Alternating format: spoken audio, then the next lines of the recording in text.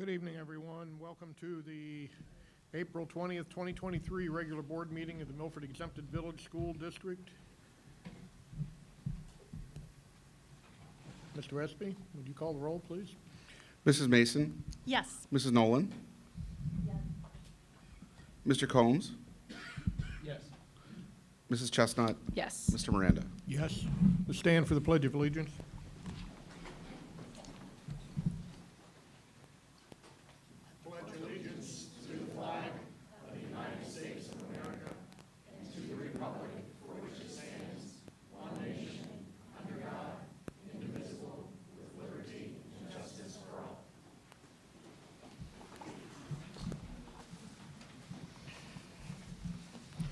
Okay. I need a motion to approve the agenda and the addendums as they have been presented to you in your packet. So moved. Second? Just for in the way of discussion, Mr. Espy and I are going to roll these right on in and do them at the same time that we do the other sections. Because I believe one section you have two in it, and we're adding 3, 4, and 5, so we'll just do those all at one time. Correct. There would be all under the HR Yes. agenda items. Correct. And then there's an additional item that's not there. Correct. Okay, very good. I'd like to make a motion on G1 to vote on A, B, and C separately. G, is that correct? Yes, G1.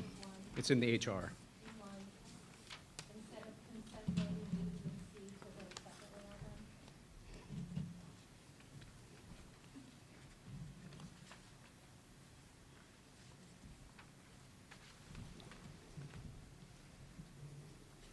Say that one more time for my feeble mind, sorry.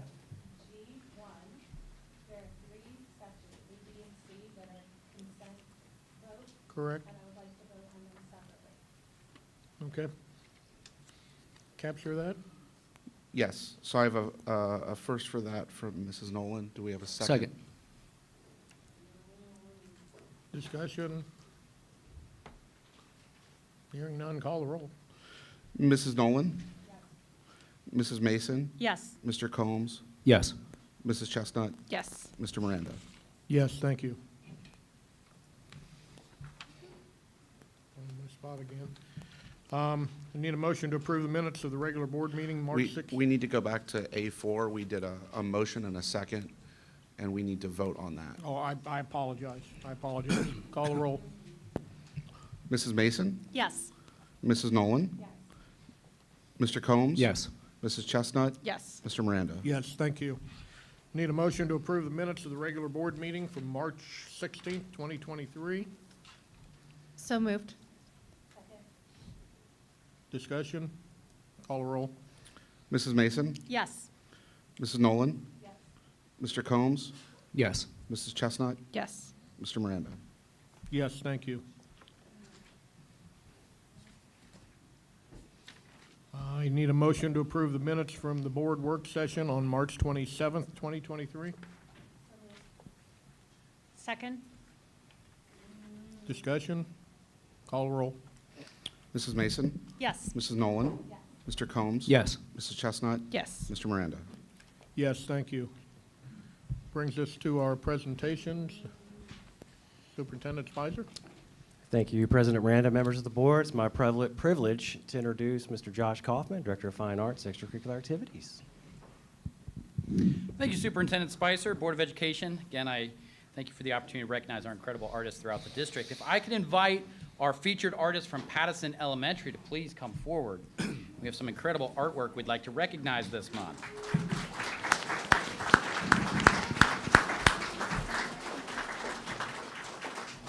All right, and I think we have them actually lined up under their artwork. We're getting better at this each month. We're getting a little smoother at this. So we're going to recognize over 1,000 pieces of artwork in addition to the ones we do monthly this weekend at the Fine Arts Fair, which will run tomorrow evening from 6 to 8 p.m. and Saturday from 10 to 2 p.m. in the high school cafeteria. We'll have artwork from the entire district, over 1,000 pieces. Would really invite everybody to come out. But tonight we're here to recognize these 7 wonderful individuals. We've got 6th grader Kendall Hornsby.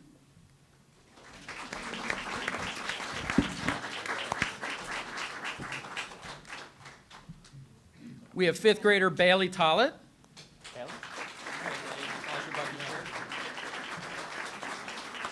We have fourth grader Kyle Chestnut.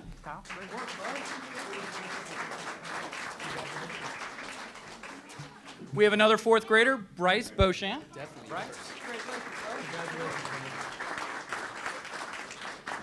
We have third grader Kellen Whitcomb.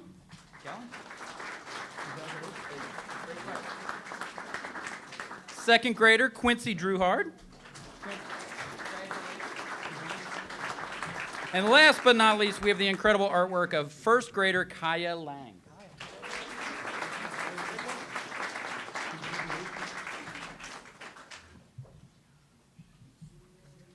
Aren't they just awesome? I would also like to thank Mrs. Huggins and Mrs. Selm for your incredible support of art in your building and throughout the district. Great work. Great work. Thank you.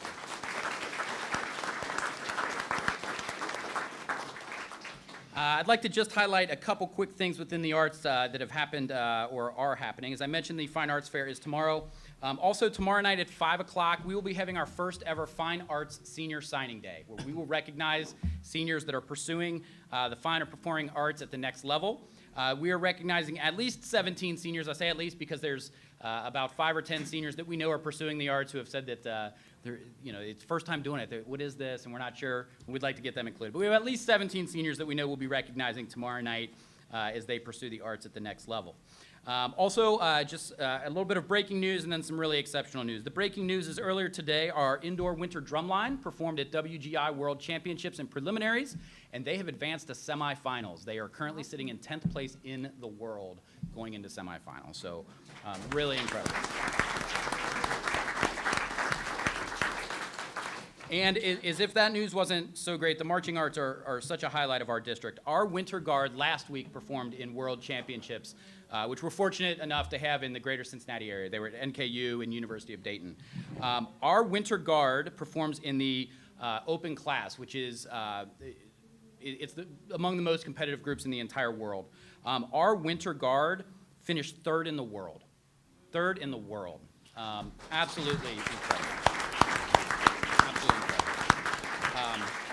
So those students, both the guard and the drumline, they begin rehearsing as soon as marching band ends, and they put in 15, 20 hours a week rehearsing and following their talents and their craft, and we're very proud of them.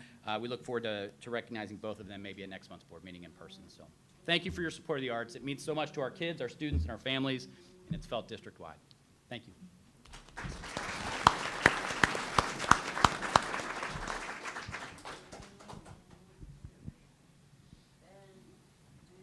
All right, I think we're going to go outside and get some pictures with Josh Kaufman.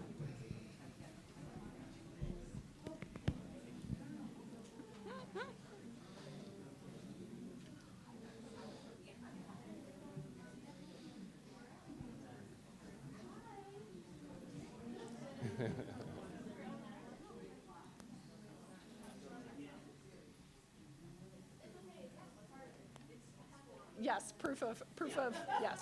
We're good. Yeah. All right, next on our list, presentations this evening, we do have the OAESA Hall of Fame School this evening. We have Principal Tiffany Selm from Pattison, and we have Mr. Mark Jones. To the podium, please, sir.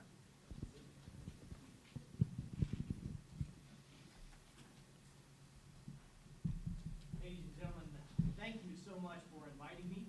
This is a distinct honor and privilege for me. I get to do this 6 or 7 times spring, and I'm always thrilled to be able to get around the state and recognize some of the fantastic things that are going on in our public schools. Just so that you know, the Hall of Fame Award is a very selective award. We are OAESA, the Elementary and Middle Level Principals Association. We represent 2,000 members from across Ohio. And there are almost 2,400 elementary and middle level schools that could qualify for this award. Each year, the process is rather involved. It is a 3-step process. Step 1, they have to be nominated. Someone, either another principal or a parent or a community member, will say, hey, I want you guys to take a close look at what's going on at this particular elementary or middle school. When we receive those nominations, we send to the principal a congratulatory email saying, guess what, you've been nominated, and here is the application. It's about 14 pages long, it's very extensive, and a lot of them throw up their hands and say, I'm too busy. But some of them will go the extra mile and start the process. They will begin filling that application out. In it, they describe everything that's going on in their building. The smart ones, and I know, full disclosure, I know Tiffany from a little while back. We were talking before. It's been 8 years since I met Tiffany. She was an assistant principal down in Forest Hills at the time. And the smart ones, and I know she did this, will take the application into the teacher's lounge and say, hey guys, look at this, help me. And they'll get input from everybody, and they will fill that thing out. It comes to our office then, and in January, we gather together a committee of administrators from across the state to read all of those. That's step 2, the reading. They will sort them and rank them, score them against a rubric, and we will, anybody that meets a certain cutoff will get a visit from the third step, the third stage, the visiting team. And sure enough, Pattison Elementary cleared that bar, so we sent a pair of administrators from, actually I believe your administrators were from Southwest Ohio, were they not? Yeah. They came to her building and walked around. They had the application with them. They had a visitor's scoring guide rubric just to confirm that everything that the readers had noted was true and was actually happening, going on. And they came back to us and said, yeah, this is a winner. This is one we definitely want to recognize. Like I said, there are 2,400. We only recognize 6 this year, so it's quite a distinct group. I would like to spend just a minute or two reading some of the comments from the visiting team. They wrote that Pattison Elementary is a school whose core belief is very obvious from the moment you walk in, and that is family. The word family was used over and over again throughout our visit. This came alive to those inside and outside of the building. Pattison is a very well-connected school to the community, and in turn, the community seems connected to Pattison. The school is all about kids. It's an inclusive community environment. Teachers are able to focus on their own individual professional growth, as well as the building's professional goals and professional development. There's a great sense of positivity among the staff, the community, the students, and leadership. They took strengths and challenges and they turned them into hopes and dreams. The staff wants to be at Pattison, and they are choosing to stay here. Communication with community members, staff, and parents is extremely strong, and everything has a purpose, and that is to work well for the well-being of their students. Words that describe Pattison: family, caring, loving, supportive, thoughtful, inclusive, kind, and positive. I can't think of a better testament for an elementary school. So all of you in the community, especially ladies and gentlemen of the board, you should be extremely proud of what is going on in this elementary. A couple of quotes that they noted. Here's a quote from one of the parents. That's part of the visitation process. They interview parents. You probably had someone from your PTO there. They interview community members, students, everyone. Here's a quote from a parent. The staff goes above and beyond here. How can things get better? And each year, the staff, teachers, and leadership in this school continue to get better and better. Here's one from a staff member. This is a very flexible staff who are reflective. These are all of our kids. They are a staff of go-getters, high achievers that are solutions-oriented. And here's one from a student. And I got to tell you, this is probably my all-time favorite student quote that I've ever read about their school. This place is amazing. I wouldn't change anything about it. In fact, I'm not really a fan of snow days because I don't get to come here on those days. What better testament could there be than that? So, Mrs. Selm, if you wouldn't mind, I have just a temporary certificate here to present, but she will come to us in June at our annual conference, and we will do the nice big plaque and recognize her at a special luncheon for all of our award winners. So congratulations.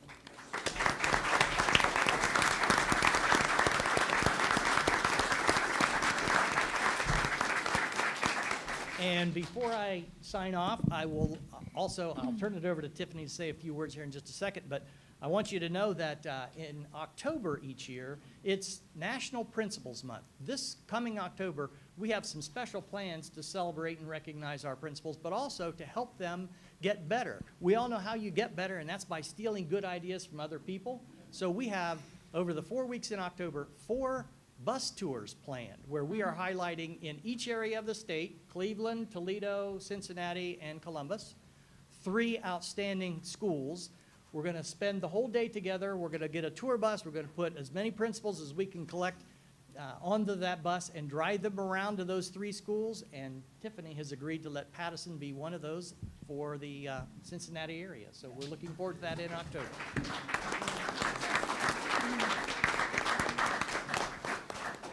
Thank you so much to OAESA. Thank you, the board, for your support. I would love the opportunity now. I can't speak without our family. If you would, Pattison family, please join me. All the students, the parents, truly, come up for a moment. Everyone, yes. Mrs. Huggins, Mrs. Johnson, come on up. Come on up. Oh, yeah, we'll definitely do a picture too. Thank you. I was reflecting back, and 4 years ago tonight, I had the honor and the privilege to be approved by the Milford Board of Education to become the principal of Pattison Elementary. And within these 4 years, I've been honored and just the absolute privilege that I get to grow with all of the Pattison Eagles. It is a tremendous honor to receive this award, and the award is truly for all of the staff, the students, and the community of Pattison. It is such a special place. And I just want to say my heartfelt congratulations to all of you. I do have a few words from the students of why Pattison is such a special place. And they said we have nice people, that we learn to adapt, that we are problem solvers, that when we have an issue, we can talk to someone to get the issue fixed, and they'll help us out, and that we look out for each other, and last but not least, that we are a family. So again, congratulations, Pattison. I'm so proud of you all.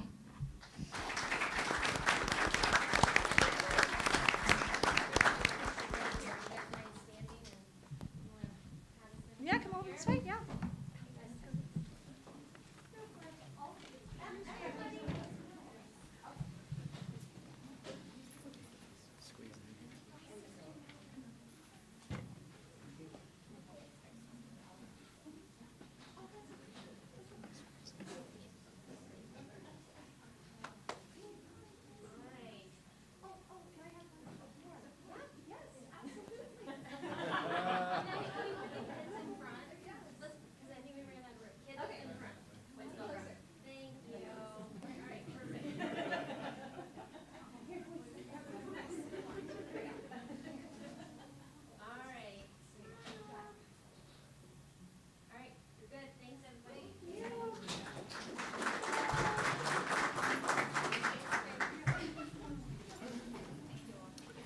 Before Mrs. Selm leaves, I just want to say, as a Pattison family, and my kids had to run to choir practice, but I've been at Pattison family for 12 years, and it's such an amazing place. And in the 4 years since you've come, I've just seen them grow and learn and be challenged in new ways, not only because of COVID, but because of how your leadership has built the teachers for that school. So we really appreciate it.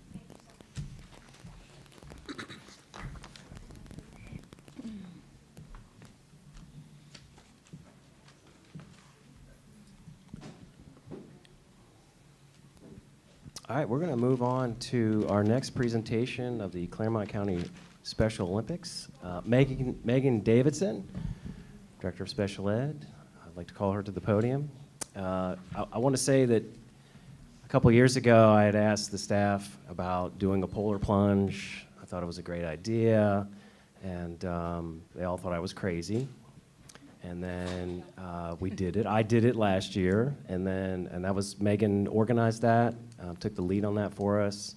And then this year did the same thing. And then I asked the staff, my central office staff and principals, if they would join us. And Emily did as well. And so we had a lot of people. I think it was 11 total that did it. So I'm going to turn it over to Megan.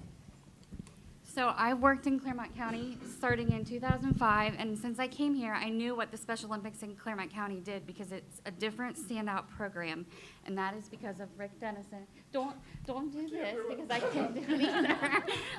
But it has been a blessing to work with him and Trina Panko, and he has quite a story to tell about Claremont County Special Olympics. And this year, for the first time, the money that was raised by the Polar Plunge team and by the Hamilton County Polar Plunge group was siphoned off to give to specifically Claremont County. So our team decided we were going to go gung-ho in jumping and raising. So we were able to provide $10,000 to the Polar Plunge, which then a majority percentage was given to Rick to run his program, and we're about to have a really big event on Saturday.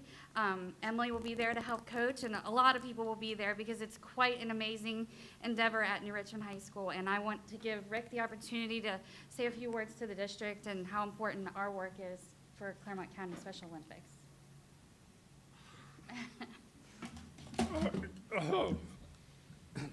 I taught for 35 years, and I should be able to do this. I'd like to thank all the board members and everybody that has helped us, from putting lines in the track so they can learn how to run in their lanes. I'm sorry, this is really emotional for me because my wife, who passed away 30 years ago with blood cancer, she got me involved in Special Olympics. I've been doing this for 45 years. She did it for close to 50. She was a special ed teacher in Richmond for 30 years and then taught 6 years at Milford High School. I'm the co-coordinator now for Claremont County. As Megan was saying, the Polar Plunge, the group that did that, Mr. Spicer, Rob Dunn, Paul Daniels, Megan Davidson, Melissa Carher, thank you, Nicole Ward, Mitzi Getz, Sarah Grubb, Christine Kaufman, Minnie Epsey, and even Emily Chestnut raised over $10,510.16. Claremont County Special Olympics got $7,351 of that. That's going to help us be able to purchase uniforms, equipment. Like one of the pieces of equipment we have is called a mini javelin. It's got a rubber tip on it. We don't have any javelin catchers, but yet. But those alone cost $30 a piece, and we have to provide them for all the schools that participate. One thing that I will say, and Milford actually started this, they allow us to have practice during the actual school day, which without that, we wouldn't be able to have the numbers that we have. When Sandy started getting this reestablished, we started with one kid from Milford. And now at our track meet on Saturday, we will have almost 150 kids participating. So, and that's going from age 4 to about 35. So I want to appreciate that. Milford actually is going to have about 50 athletes participating this weekend. We will then participate in a regional, which is held at Lakota East High School. And then in June, we'll actually attend the state summer games where they go to Ohio State and stay for a weekend. That runs for, Friday through Sunday. As I said, I would like to thank all the principals and the teachers who have helped to make our program successful by allowing us to have the practice and stuff during the school day. We have gotten so much support. As I said, Trina Panko is the co-coordinator with me. Trina can't be here because she's involved with another thing that's helping Milford High School. She has an actual, I'll probably get the term right, and she'll kill me. She has a service dog which works with the autism unit that she teaches. She's getting another dog, and she is doing that training through this week. Also, another important person from Milford that helps me out a lot is Todd Wells. He actually helps us run the track meet.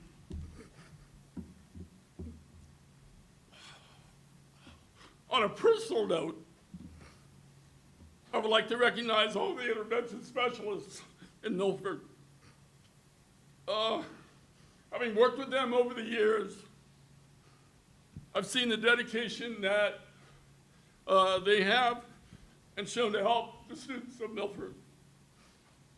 I have a grandson that's actually on the spectrum. And my son actually moved to Milford so my grandson could go to Milford. I hope you realize what special intervention teachers you have within this district.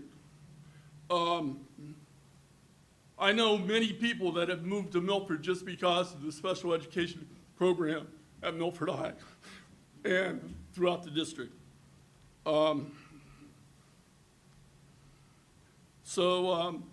Again, I'd like to thank you for all the support that you've given us by even providing transportation and stuff when we go to state summer games. And hopefully next year I will join you with the plunge. All right.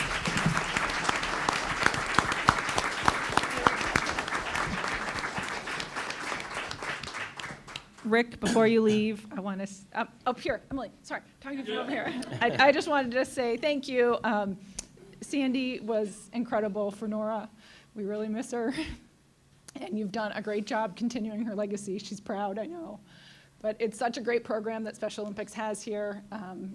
It allows Nora to participate in the tracks. Hopefully there's no rain for Saturday so that we can be there. But it really, everything you say is so true, but it wouldn't happen if it wasn't for you and Sandy, so thank you. And also, having had a child go through the program, I was not a javelin catcher, but I was a javelin picker-upper and a softball picker-upper a few times. This guy, when the county gets together to have a meet, he knows every kid in the county, and with that great big voice that you heard up there, calls to them, and they come running to him. He is just a very special person, as was Sandy. It's just, we miss her, and you guys have built one whale of a legacy here for Special Olympics, so thank you very much. So that means you're jumping with us next year, Dave? Yes. Okay. We will see. I think that's it for presentations this evening. Okay. So at this point, we're going to move on to Board of Education items. We've got a section here to discuss levy options, and I think that's going to be brought forward by both Mr. Spicer and Mr. Espy, so I'm going to turn it over to Mr. Spicer to start, and we will go from there. All right, thank you, President Rand and members of the board. Just like to make a few comments before we begin. You know, as we left the March meetings, I continue to have my voluntary meetings with staff as a part of my normal schedule. And of course, some of the things in this presentation and of course the last month's presentation were topics of discussion.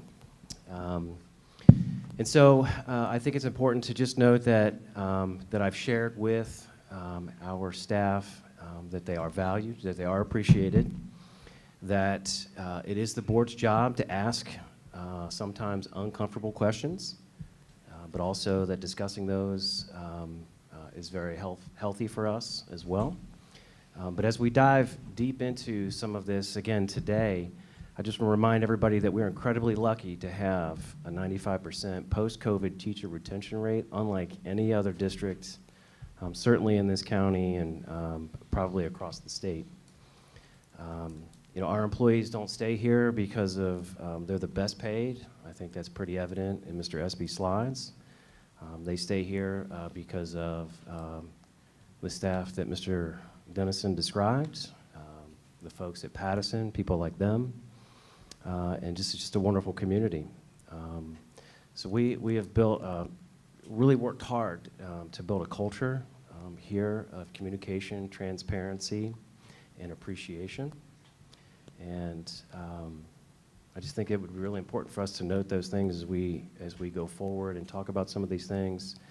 You know, one thing that came to mind to me is, as I was thinking about some of this, that you know, COVID may seem like it was a while ago, and it may be easy to forget, but while most Americans were working from home, we were not.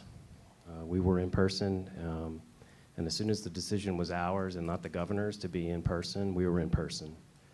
Our staff made sacrifices. They were here for our families and for our students. I just want to make sure that as we continue to have this discussion, you know, about reducing costs, that we just keep all this in mind. And because we're a team, I think we all value our teachers, our staff, our administrators. Just know that how lucky we are to have such an incredible team of folks. The longevity that we have in all of our positions, I think, is very important as we move forward. So with that, I'm going to turn it over to Mr. Espy to begin the presentation. Thank you, Mr. Spicer. I first want to recognize the entire board office team, because I'm going to present a lot of data, and it is quite a bit, and it was quite a bit of work to put all this together, and it was a team effort. And without that team effort, we would not be able to have as comprehensive information as we have tonight. So I just want to recognize everyone. When we look at the timeline, this is similar to the timelines I've shown prior in terms of the capital needs of the district and those approvals.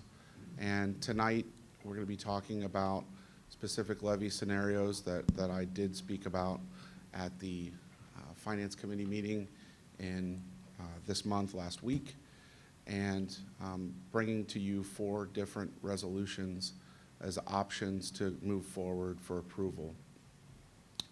I will say it's really important that we do have a plan going forward after this evening. As we had our Moody's rating on Tuesday of this week, and we our rating will be going to committee with Moody's on Monday.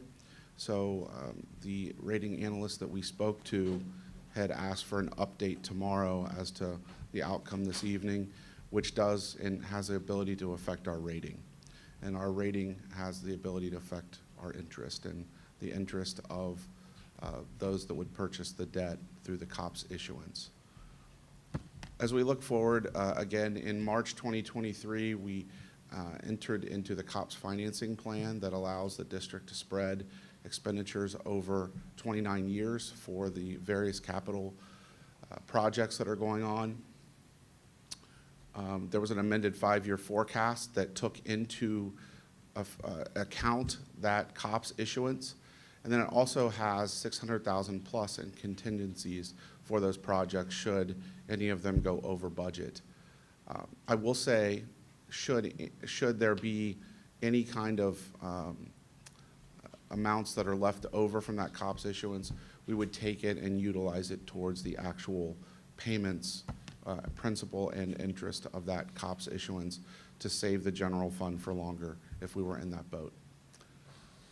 Also, we could utilize it for other permanent improvement needs similar to the asphalt plan that we have of $300,000 a year. That could just come out of that permanent improvement fund and again provide some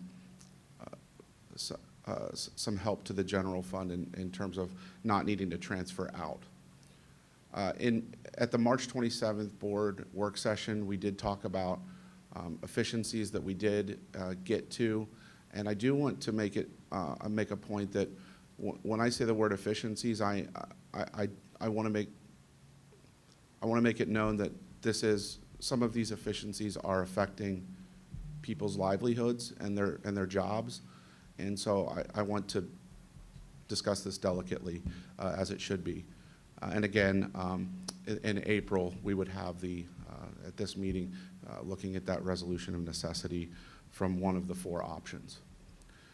I'm going to be going over a recap of a lot of the questions that were asked at the work session before we get to these options, because I think they're important inputs to our decision-making, or your decision-making, I should say. And as we look at the millage recommendation from the March 27th work session, we were able to essentially get that millage down to 6.75 mils, which cost per $100,000 home will be $19.69. And that is a reduction of 21% from the initial millage that we looked at in January and February. I also want to talk about, when we looked at the 8.51, I simply took all of the capital projects, and at that point we were looking at a $10 million borrowing to cover part of those capital expenditures, and that's how we came up with the 8.51 number. It's simply the math that was needed to keep the district out of fiscal distress for at least 3 years. I heard from the board was loud and clear that that was too high. That millage ask was too high, and I was tasked with trying to lower it. So the COPS issuance got us to 7.37 mils. And the difference of the 7.37 and the 6.75 are the efficiencies that we'll talk through here shortly. And I'll turn it over to Mr. Spicer to talk through this. Thank you, Mr. Espy. I think the most important thing, the guiding principles that we used going through some of this, was that we wanted to try to make sure that there was no impact on our student programming at this time, and certainly no impact to student supports as well. And again, I think the other thing that is important for everyone to know and to understand is that every year we go through this process as a central office administrative team, and we work closely with the treasurer and our building principals, and we try to identify staffing efficiencies and other efficiencies as well. And so we are looking at these two areas of contracted services and staffing. And so we have made some reductions in our contracted servicing where we believe we can get it down to about $150,000 of savings at this time. And then also our staffing, we believe we've got it to about $700,000 as well. And again, no programs or class offerings have been negatively impacted at this time. And I think that is where we want to be. We want to continue to offer the great things that we do offer. There are some administrative reductions as well, and that's how we got to where we are with that $150,000 and $700,000. So I was tasked with developing some scenarios of looking through the performance audit from 2008 and modeling some of those changes. So I wanted to make you all aware that I used that 6.75 from the March 27th meeting as a baseline to compare all of those additional asks or scenarios to, and I just wanted to point that out.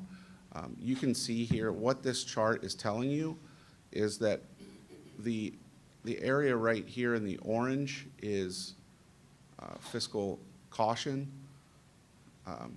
Then there's fiscal warning and fiscal emergency. And so as you can see, this line is our percentages over in terms of looking at our cash balance and percentage of expenditures over revenue.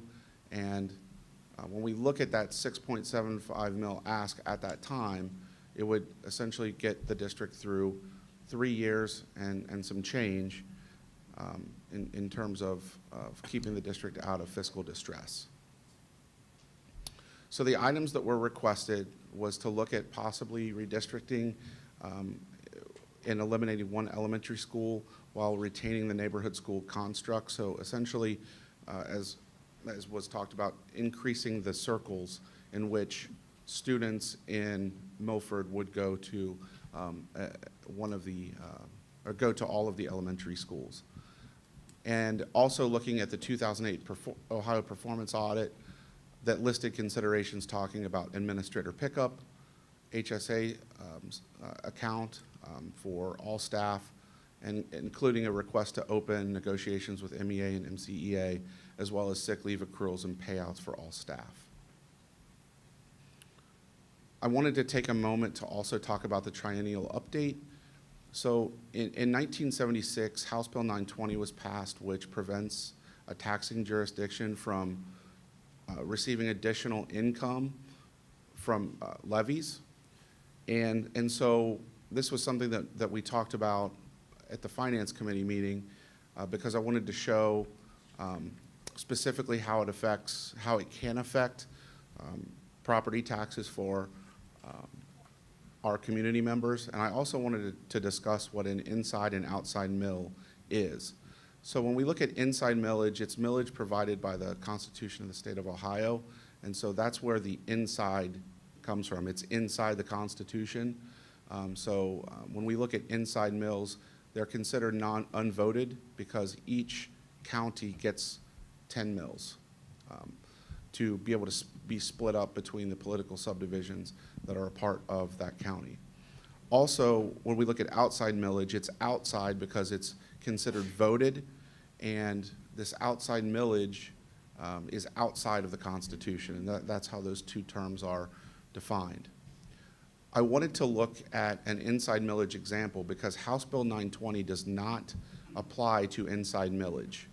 And so currently, Milford has 3.3 mills of general fund inside millage and 0.5 that go into a building fund that's required by OFCC. If we looked at a $100,000 home, that general fund millage would yield $115.50 per year and $17.50 in the building fund for a total of $133 or $11.08 per month. If that $100,000 home were to appreciate and the appraised value go to $110,000, you can see how the math works, where we get to $146.30 annual total, which is listed right here, and then $12.19 monthly total for a change of $13.30 annually or $1.11 monthly. So while it is an increase, and an increase can occur when there is a triennial update or reappraisal, it's not a significant percentage to the overall taxpayer costs. And then when we look at House Bill 920 and how it affects outside mills, there's a reduction factor. And so if you look at the top section up here, again, a $100,000 home, if there were voted mills of 41.45, it would yield $1,450.75 per year. If that house were to appreciate by $5,000, you can see what happens here. The effective millage actually drops, so the district still receives the same amount in that $1,450.75. I also wanted to point out we have community members that are in Clermont County and Hamilton County. So if you go to the Clermont County Auditor page, there's a new section.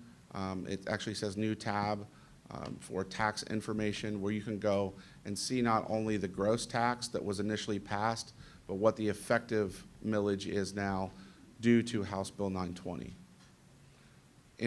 For Hamilton County, it's under the tax distributions tab, and you can again find it in this section if you're in Hamilton County. I was also asked to find out what would happen if the district delayed the middle school building project with OFCC, and I was able to get information back from our attorney as well as OFCC, and the first item here is that it would delay the project. We would likely have a mid-year move in the 25-26 school year, which is not ideal for multiple reasons. But as I get further and further down, this starts to look at more financial impacts. So the time value of money would essentially cause the district to potentially lose out on some of the efficiencies that are set up between the projects that we have going on now. Also, vendors that are currently under contract would have to be compensated for financial hardship if we were to delay. Also looking, if there's a significant delay, OFCC could terminate the agreement, and then all previous funds that were drawn down would have to be returned with interest to the state. And if we look again in the second to last area down here, it could affect reoffering in the future if we were to want to include OFCC and future projects that the district may have. And then finally, down here at the bottom, I wanted to actually talk about the 2010 wing that was put on the junior high. If that section were to stay, the district would have to essentially go after a whole new master plan to be created, and we were looking at that amount. It was between $700,000 and $800,000. And I did want to talk again about that, why that section, and this is all through research, because obviously I was in a different role in 2010, but when I looked at the 2010 building project, we were, again, I told you the number that we still owe on it is around $300,000. I believe it's $330,000 still on that section that would go for the next couple of years until that bond falls off.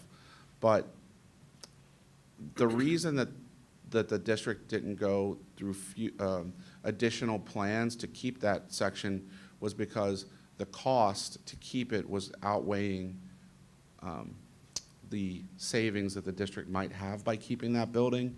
And that was done informally, if I'm correct. Mr. Johnson had told me that it was essentially done informally by a quote, and then once we saw that quote, the district decided not to go any further because the district would have incurred additional costs to get more information to, again, find out that it was going to cost more than it was worth to keep that building. So I just wanted to point out that as well. So as we get into the redistricting ask, Mr. Spicer and I are going to kind of talk through this together. I'll talk about the financial impact. I've added a few graphics since the financial committee meeting, just to hopefully tell the story accurately when we look at accurately and easily when you see the financial cost and impact to the district. All right, thank you, Mr. Espy. So what you see here, we have two scenarios of redistricting. The first scenario is the elimination, if you will, of Boyd E. Smith or Charles L. Seipelt Elementary School to be repurposed as a preschool. And then we would potentially move to those students in one of those schools to either 2 or 3 other nearby schools. The other option is below is to draw 5 bigger circles, if you will, around the district, a total redistricting that would impact all schools involved, whereas the first scenario would only involve maybe the school that would be closing and then the 2 to 3 schools that might receive additional students. And again, this would not happen or could not happen until the new middle school is open, and so that the 6th grade staff and students would be in the new middle school. And then the budget impact is approximately $750,000 to convert bathrooms, and that's an early estimate. Worked with SHP a little bit on that. And the reason for that is it is required for preschool classrooms to have a bathroom inside that classroom. So there would be an impact there. And then we have a potential reduction in staffing costs of about $537,000. And then transportation has yet to be determined. We are working with Peterman. That is something that takes more than just 4 weeks to put together the potential of transportation costs and what that might look like. And we would need more time to determine what that would look like as well. But as you can see, under the comments, the impacts are the same in terms of staffing. We worked with our EMIS director with this, as well as the central office team and Mr. Espy. There's the potential to eliminate 1.5 teachers in the K through 5 positions, a principal, a teacher on assignment, a school psychologist, and potentially 3 unified arts positions. Next slide, please. And so, excuse me, this would be an illustrative impact of the elementary boundaries. This would be current numbers, and so what you see in each of the red circles is the school name, the current enrollment, and then the building capacity for each of those buildings.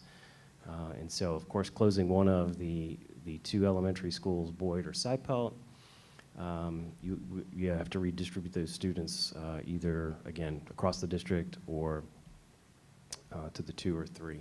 And it's a cascading effect, if you will. Next slide. So if you look at closing Boyd or Seipelt, and we did, basically the enrollment numbers as we're projecting forward, looking at students as they come up. Boyd or Seipelt with a redistricting potentially could be over capacity. I mean, they would be at potentially 504 students. McCormick at 593, Meadowview at 541, Mulberry at 573, and Pattison at 430.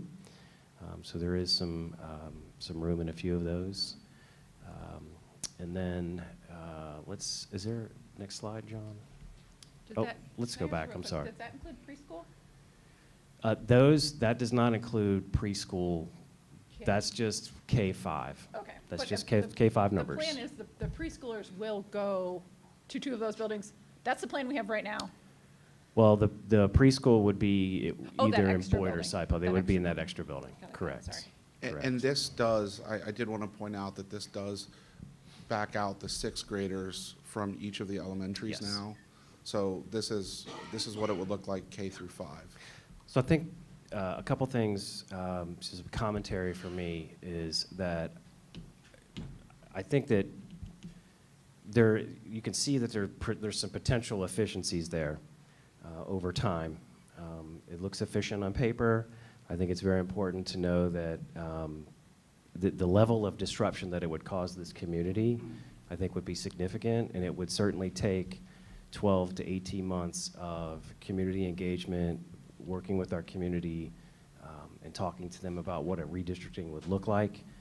I certainly believe that if you asked any superintendent the 2 worst things that you ever have to do in your job, one would be to ask for more money, a levy, and redistricting would probably, I think, top that. With that said, I think the other thing to think about is in the next 5 to 10 years, again, there may be some space in some of these buildings, but there is the potential, as we know, about other properties in the district with significant potential to build homes. It's just something to think about. We certainly can't predict the future, but I do think it is something that we have to think about as we move forward with that. And I think finally,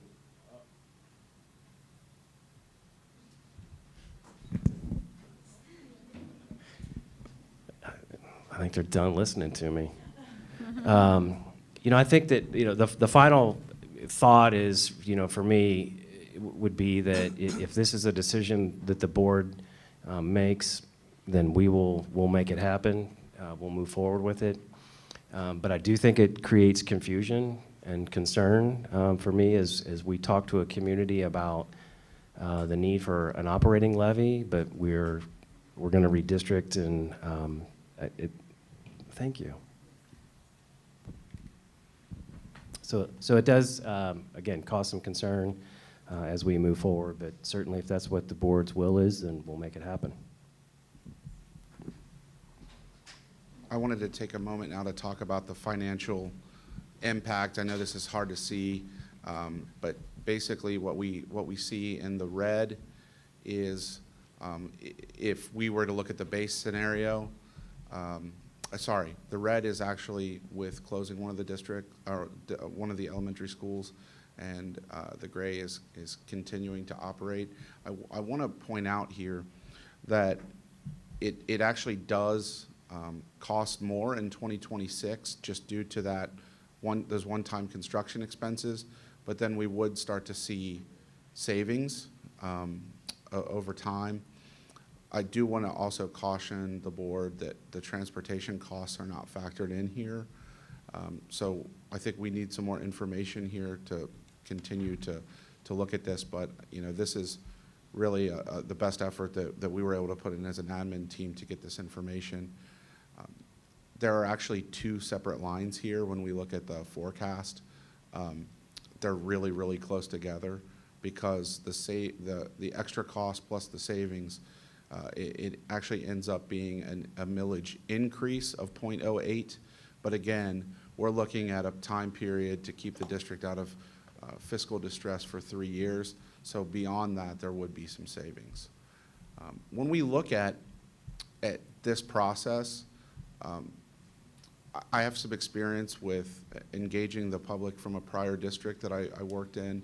It really is important to engage the public for something like this, and it typically takes a long period of time. My experience was that the public was engaged 12 to 16 times through town halls, and ultimately the district decided not to do anything and not to change anything, but that I think it's important to engage the public.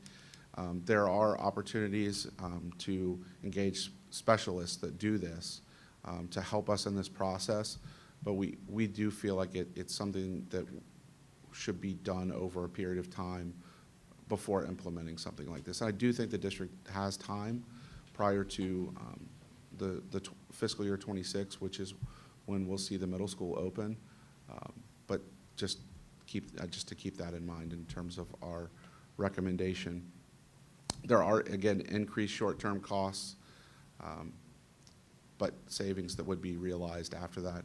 And again, an increase of millage of 0.08. When we look at the auditor recommendations from 2008, I wanted to take a moment to explain to everyone, because I actually had a community member call last week and say, why don't you should be audited every year? And I said, we are audited every year. We actually are audited twice every year. We have a gap conversion, which essentially takes the school district's cash basis accounting and converts it to the gap conversion, which is generally accepted accounting practices. And so we go to more of an accrued based reporting, and then the auditor of state takes that gap conversion and audits those financials. And so I wanted to put up on the screen exactly how much that costs the district every year. It's $51,625. Costs are increasing for this. ESSER funds caused the district to be audited for more funds, so those did go up, plus the hourly rates are continuing to go up as well. I also, in my professional conference that I just got back from today, I was able to go to an auditor of state session that specifically talked about the performance audit. And the state will pay for the performance audit if the district is in financial distress. And really what I learned through the session was that it's almost like a lottery of districts that are in financial distress, of who gets that performance audit selected to have to do it and has it paid for. If a district decided to voluntarily do a performance audit, the estimated cost is $50,000 plus. And there's a lot of different variations because districts are different. But it was really good timing because I had that question from a community member, and I was able to actually engage the auditors, specifically the auditor of state that does performance audits. So when we look, I wanted to put the performance audit of 2008 in historical context, and I was able to do this by reaching out to the district level administrators that were in the superintendent role, treasurer role at the time that this was conducted. And when you look at the performance audit that was initiated in 2008, it was initiated after the district failed 4 operating levies in a row. And so the district failed a levy in March 2008. The performance audit was initiated then, and the district passed a levy in November of 2008, but the performance audit was obviously underway at that point, and it was released in December of 2008. So that's just a kind of a timeline to go back and talk through how that occurred. So there were recommendations, and this is another important point that I was able to engage the auditor of state with yesterday. There are recommendations, and their considerations really is the term that they utilize, but they realize that when they're doing comparisons of local districts, they may make a consideration, but know that the district might choose to or not choose to implement that consideration or recommendation. And so the district opted to enter into an insurance consortium, which the district is still part of today, called Swoosh. It's made up of various levels of school districts in the area. And the district decided to roll out a high deductible health plan at that time, and had corresponding HSA contributions at the time to incentivize staff to move from a PPO to a high deductible plan with HSA contributions of the district. It had an immediate positive impact on the costs of the district, with savings that were realized both by the employees, but the employers as well. The employer, I should say.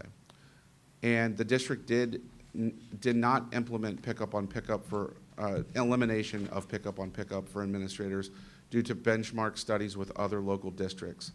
And the information that I received from the district level administrators that I spoke with was that there was a concern of having inexperienced administrators and additional legal costs with handling certain situations that administrators are tasked with dealing with.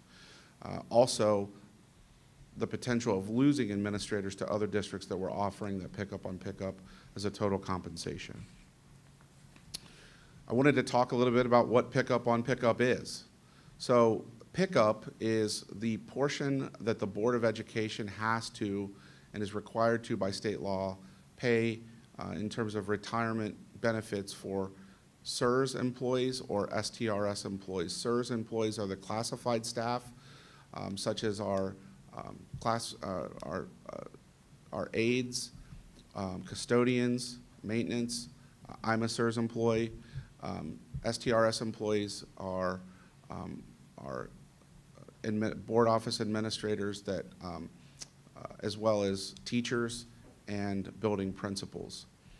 When we look at what pickup on pickup is, this is when the Board of Education pays both the employee and the employer portion, and this is typically for administrators. Currently, our administrators receive this in the district, which is in line with other Hamilton and Claremont County administrators.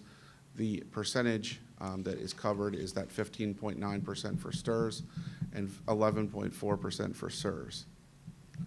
When we look at this next slide, this was a survey that I put out to local districts that responded on whether they offered their board office administrators pickup on pickup, and you'll see that all except for one do. And then the next column over here are districts and whether they pay their building principals pickup on pickup. And so you can see the districts that do and don't, but primarily through the ones that did reach out to me, they do. And I also want to say I was able to connect with a treasurer at a Dayton area school while I was at my professional conference, who in the early 2010s, the district decided to eliminate pickup on pickup. They went through what I was told were 3 superintendents, and this is in a 4-year period, 3 superintendents and 5 treasurers. And at 1 year, there was only 1 administrator from building level and board office that stayed in the district. And ultimately, what that district has decided to do is phase back in pickup on pickup and put in other incentives into administrator contracts so they can have those administrators stay in their district. Yes? Just a quick question. Is that 10 and 14%, that's the pickup on pickup, that's the employee contribution, is that all or nothing? Like the district has to pay the full 10% or 14%, or could it be any percentage? So when we look on that list and it says they do pay pickup on pickup, but we don't know what percentage they pay of the 10 or 14%. Right, we can bench. They could pay 5 and 7 or whatever. Yeah, I would say the most common variation, if they're not doing all of it, would be that when there was a step-up process, when STRS went from 10% to 14%, the most common variation other than full would be that the district would pay 10%, and the administrator might pick up 4%. For CSRS employees, there was never a step up to go from 10 to 14% on the employee side, so it's typical that the board just cover that total amount. So there are variations. I did not capture that in this, but I'm more than happy to capture that and look at it and provide information back to the board. I wanted to look at salary comparisons here. And again, I realize this is small. This will be on my portion of the website tomorrow, so you can look at this for yourselves as well. But when we look at this, I wanted to look at, first of all, let me explain what this chart is telling us. When we look in this column here, the far left, that is our starting level, step for masters. And this next section here is 5 years, this is 10 years, and this is max. So I wanted to create somewhat of a case study. If you looked at an administrator that might, or a teaching staff member that might decide to go into administration on, let's say, step 10, and that's why I put the star there. If we were to look at the 74,328, I think is what it says. Let me give you that exact number. It's 74,228, sorry. If we were to look at that amount and break it down versus how many days a teaching staff member would work, that would essentially, in this column, if we took the 74,228 divided it by 185 days, we would come to 401.23 daily rate. If you look, our administrators are currently working 223 days. So if you took the lowest end of our pay scale for administrators, which is 79,000, that employee would essentially be paid $46.97 less per day. And so the question is, what is the incentive to working more days and taking on potentially a different type of responsibility for essentially less money per day? And so I think when we look at the reason that districts offer pickup on pickup, it's a part of total compensation. And that's kind of the way that I looked at it. And I've, again, asked around with multiple colleagues in other districts, and that's the way that they're looking at it as well. When we look at our administrator analysis, I'm going to kind of talk through each of these sections. But over here, it's looking at our districts that I've been comparing us to, which are our local districts like Oak Hills, Marymount, Goshen, West Claremont, Forest Hills, Indian Hill, and Loveland, and as well as Sycamore. There's a line here that's created the average salary, and you'll see that in this grouping, Milford administrators, and this is all administrators, myself, Mr. Spicer, board office, also building level, are below the average of that grouping. When you look at this middle section, this is basically a number that's showing how many students are served by each administrator. And so again, this is the average line, and you can look down here below. The number of students served last school year was 217.9 per administrator. And then over here is the number of FTEs. So you'll notice right here, this is slightly higher than that grouping. But this left area over here is tough because we are comparing ourselves with districts like, for instance, Loveland has grade level banded buildings where they achieve efficiencies not only from their teaching staff levels, because they don't have 6 different variations of numbers of first graders or second graders or third graders. They're able to achieve efficiency with staffing, not only at that level, but the building administrator level as well. So the far left is a little bit, it's not really apples to apples, but I think it's important to look at all this data as well. When we look even further and we look at all Hamilton and Clermont County districts, you'll see that we're right at the average right here in terms of pay. We're the second highest number of kids served per administrator in both counties, and then right at that average in terms of average administration. I will say, when you look at some of these districts down here, they're not really anywhere near the size of the district, which is kind of pulling down some of these, it's pulling the average back and bringing the district closer in terms of average pay. But there's only one district in this grouping, which is Southwest Local, that serves more kids per administrator. When we look at eliminating pickup, this is essentially the bar chart of showing the differences in expenses. When I look at the next area, this is where you'll see a phase in. And the reason that it phases in is because we would not be able to eliminate pickup on pickup for administrators until they fall off their contract. So it would be a phase of contracting that would eventually get us to 2027, which is about $512,000 per year. This is the effect on cash balance. So the difference of doing it versus not doing it is this area over here where you'll see the gray and the red.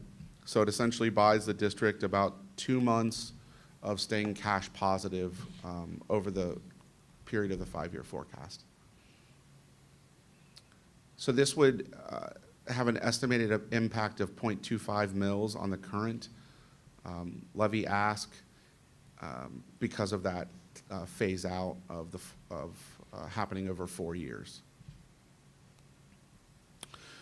When we looked at the HSA summary, the total board HSA contribution is $1.56 million, and I know that we did some kind of back of the envelope math at the work session, and that was assuming that every single employee was taking family high deductible plan.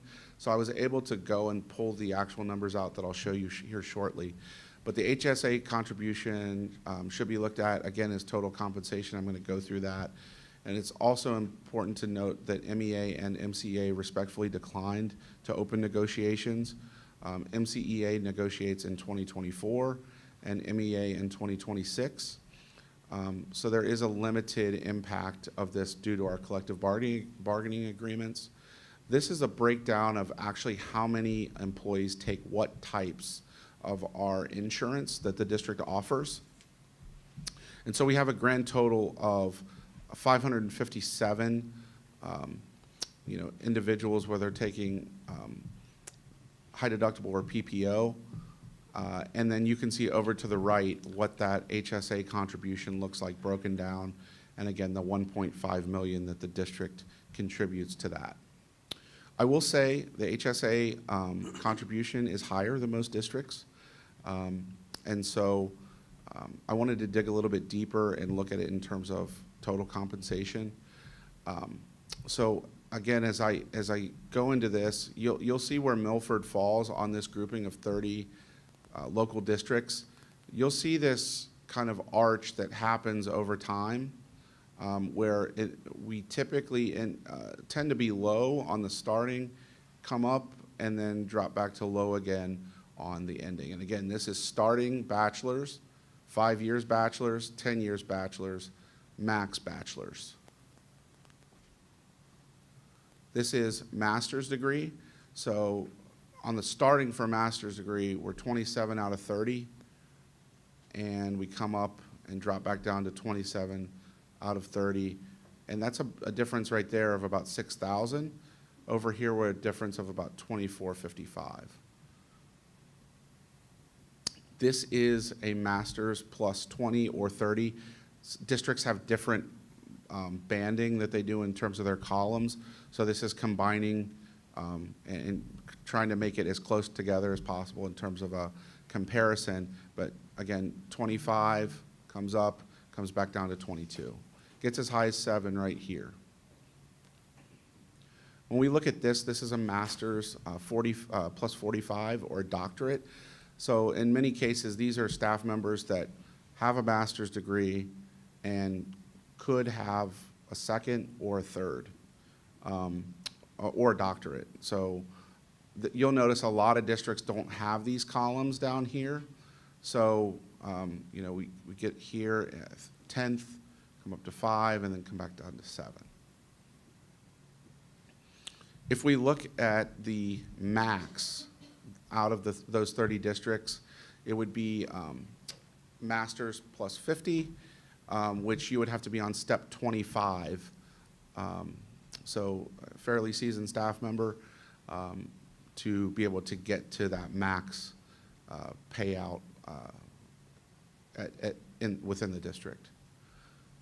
I also wanted to include some classified salary comparisons. These are our custodians. So in that grouping, again, our local grouping, that's the average line, so well below the average line when we look at custodians. This is the number of students served. And again, you'll notice up here, these are grade banded schools, so they're able to essentially have efficiencies with the staffing that they can have. And then over here, we've got the number. So while we're below average, we have more to serve the district. When we look at aides, again, below average here, right at about the average in terms of students served, and then over here, number of FTE. I will say this area is very difficult to control because typically the aides are tied to requirements with students' individual education plan. When we look at sick leave accrual, there are 2 districts in this grouping that have lower sick leave accrual top out days than we do. So we're at 230 and Goshen's at 225, Cincinnati Public is at 200. I will also say it's very hard to compare this with other districts because, for instance, Sycamore offers a plan retirement incentive on top of the sick leave payout.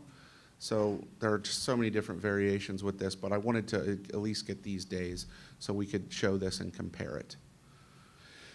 I wanted to also do an example of a severance payout, and this goes to severance payouts that district employees are able to receive based on those max days.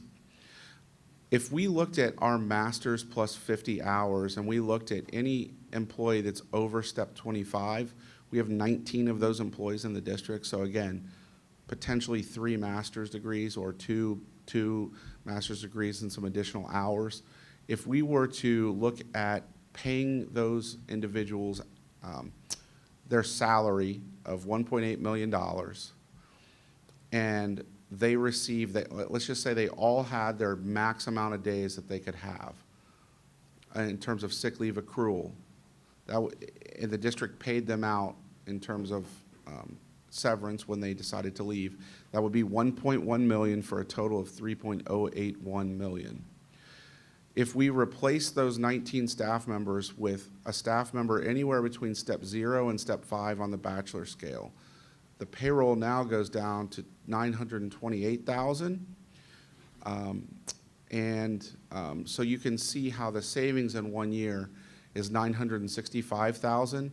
If you take that to the next year where all of those staff members get a step and a base percentage increase, and I just used the 2% that the MEA currently receives, it would go to $970,000, but the total savings after 2 years is $1.9 million to the district. I actually, through the performance audit session I sat in yesterday, the auditors were suggesting increasing and incentivizing staff to retire with a retirement incentive on top of this. So I thought that was an interesting item to kind of look through. Do you want to talk about talent retention concerns?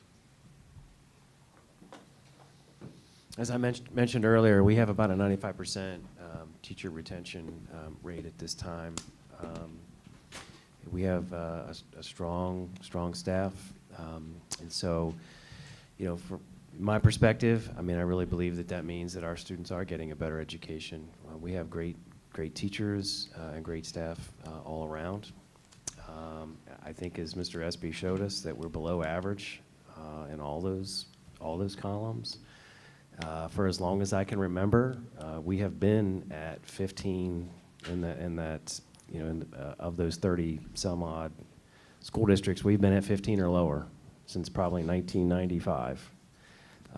And so I just think it speaks volumes about what we have here. I think, again, the overall compensation package that we have for our folks is why they stay amongst the culture that they have developed here. And so, the severance does drive a decision-making for them, for our highest employees. I think when John just mentioned the auditor saying that we should incentivize some of those folks, I think some people perked up in the audience.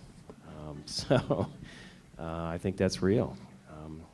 And I think, most importantly, in a time where I think it's obvious, I think we've heard that educators are underpaid and overworked. And here we are talking about it again, and this makes me sad to see this. That's just my own commentary, because I've been a part of meetings down at the Legion by the river, talking about what are we going to do to help increase teacher salaries, and it's the same as it was in 1995, 96. We're in the same spot. Yet we've got a great district. We're a destination district. And again, I just wanted to point out that the earliest time we could address this would be 2024 for classified staff, and for certified staff, it would be 2026. So that brings me to the 4 scenarios. And I want to say, before I go in detail these scenarios, this was done with, and I'm going to go through how I came up with these numbers and the methodology behind it.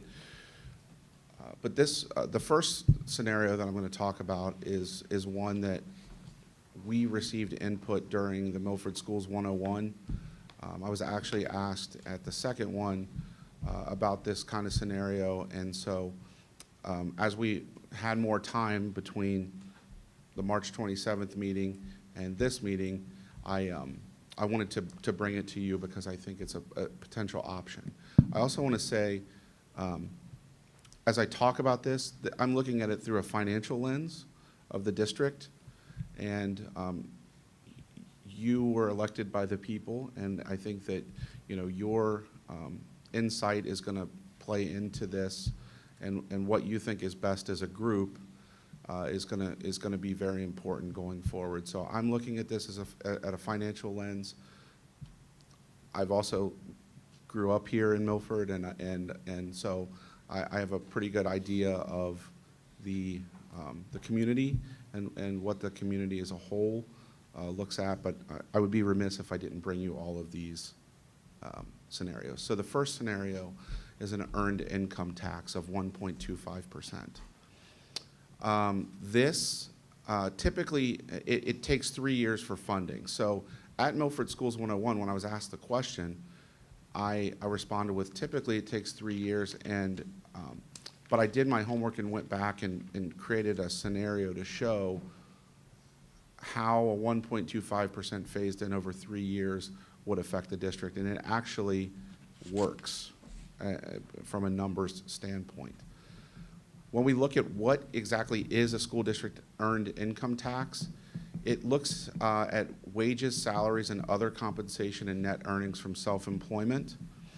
But what it does ignore is interest, dividends, capital gains, and pensions that include Social Security.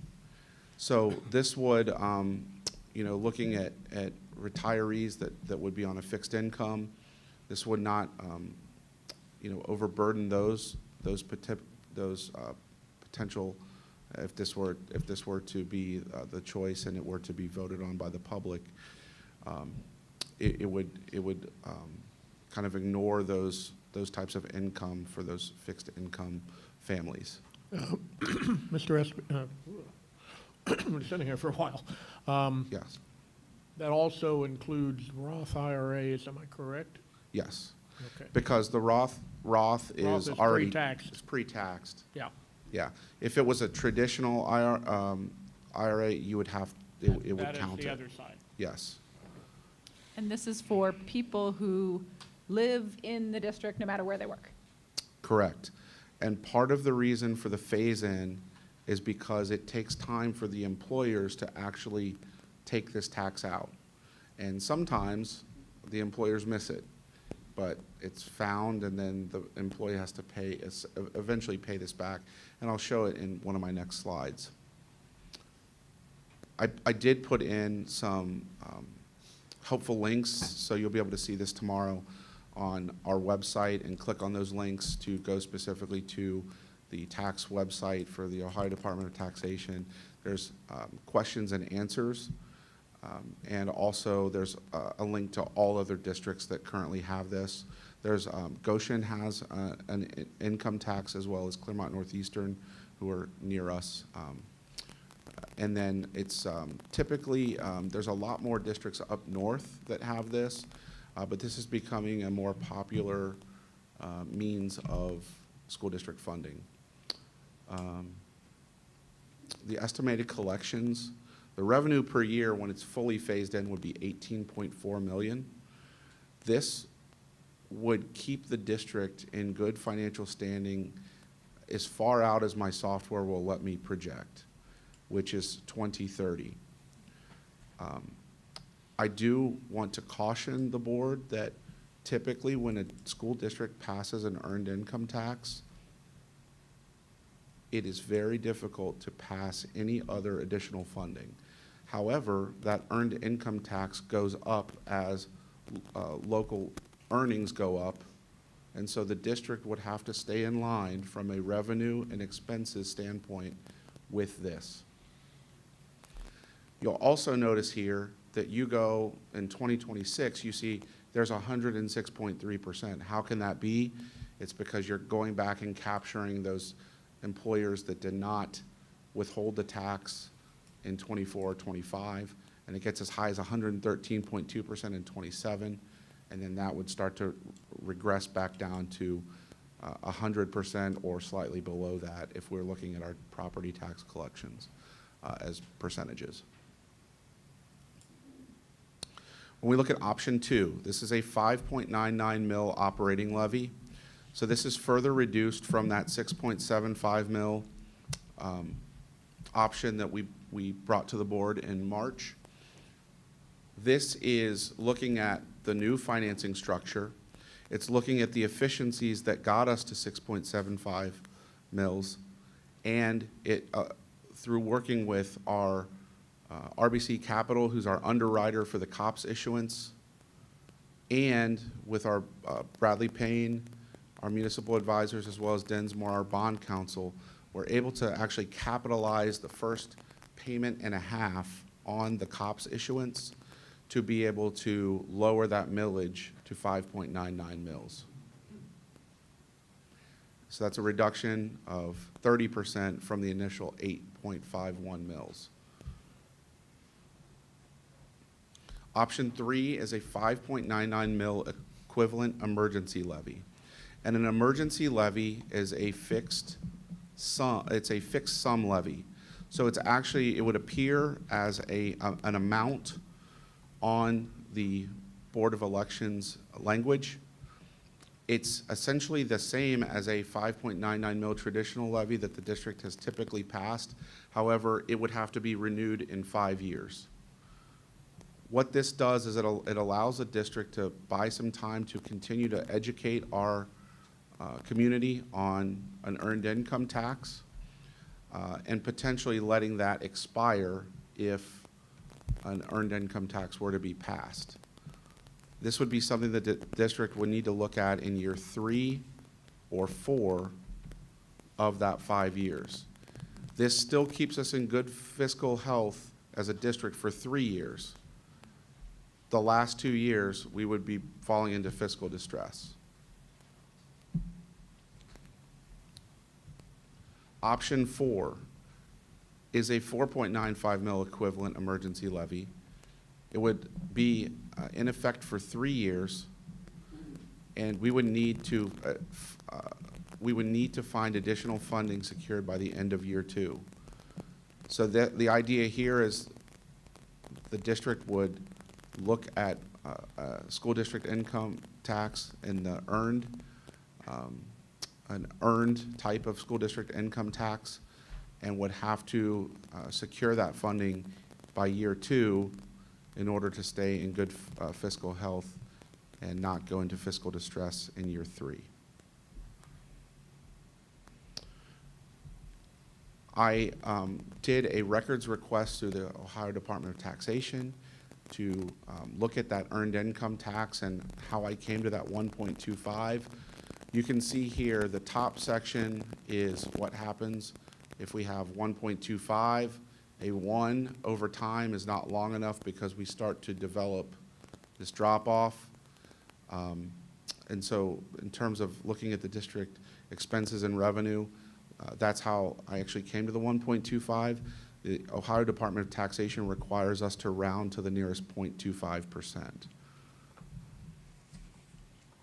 When we look at the differences between a 5.99 mil traditional or emergency levy and a 4.95, you can see out here, this the 5.99, it keeps the district good through fiscal year 27. This one drops off earlier, and therefore there's the need to seek additional funding in year 2. Back up to that one again, John, if you would. These are the emergencies? It's the 5.99 versus the 4.95. So the 5.99 traditional or emergency levy achieves the same thing in the short term, but just keep in mind the 5.99 traditional would be a continuous levy. So the district would continue to receive that. The 5.99 mil emergency or equivalent emergency would expire after 5 years. Mm-hmm. Okay, thank you. Just a few comments and a few questions, probably no surprise.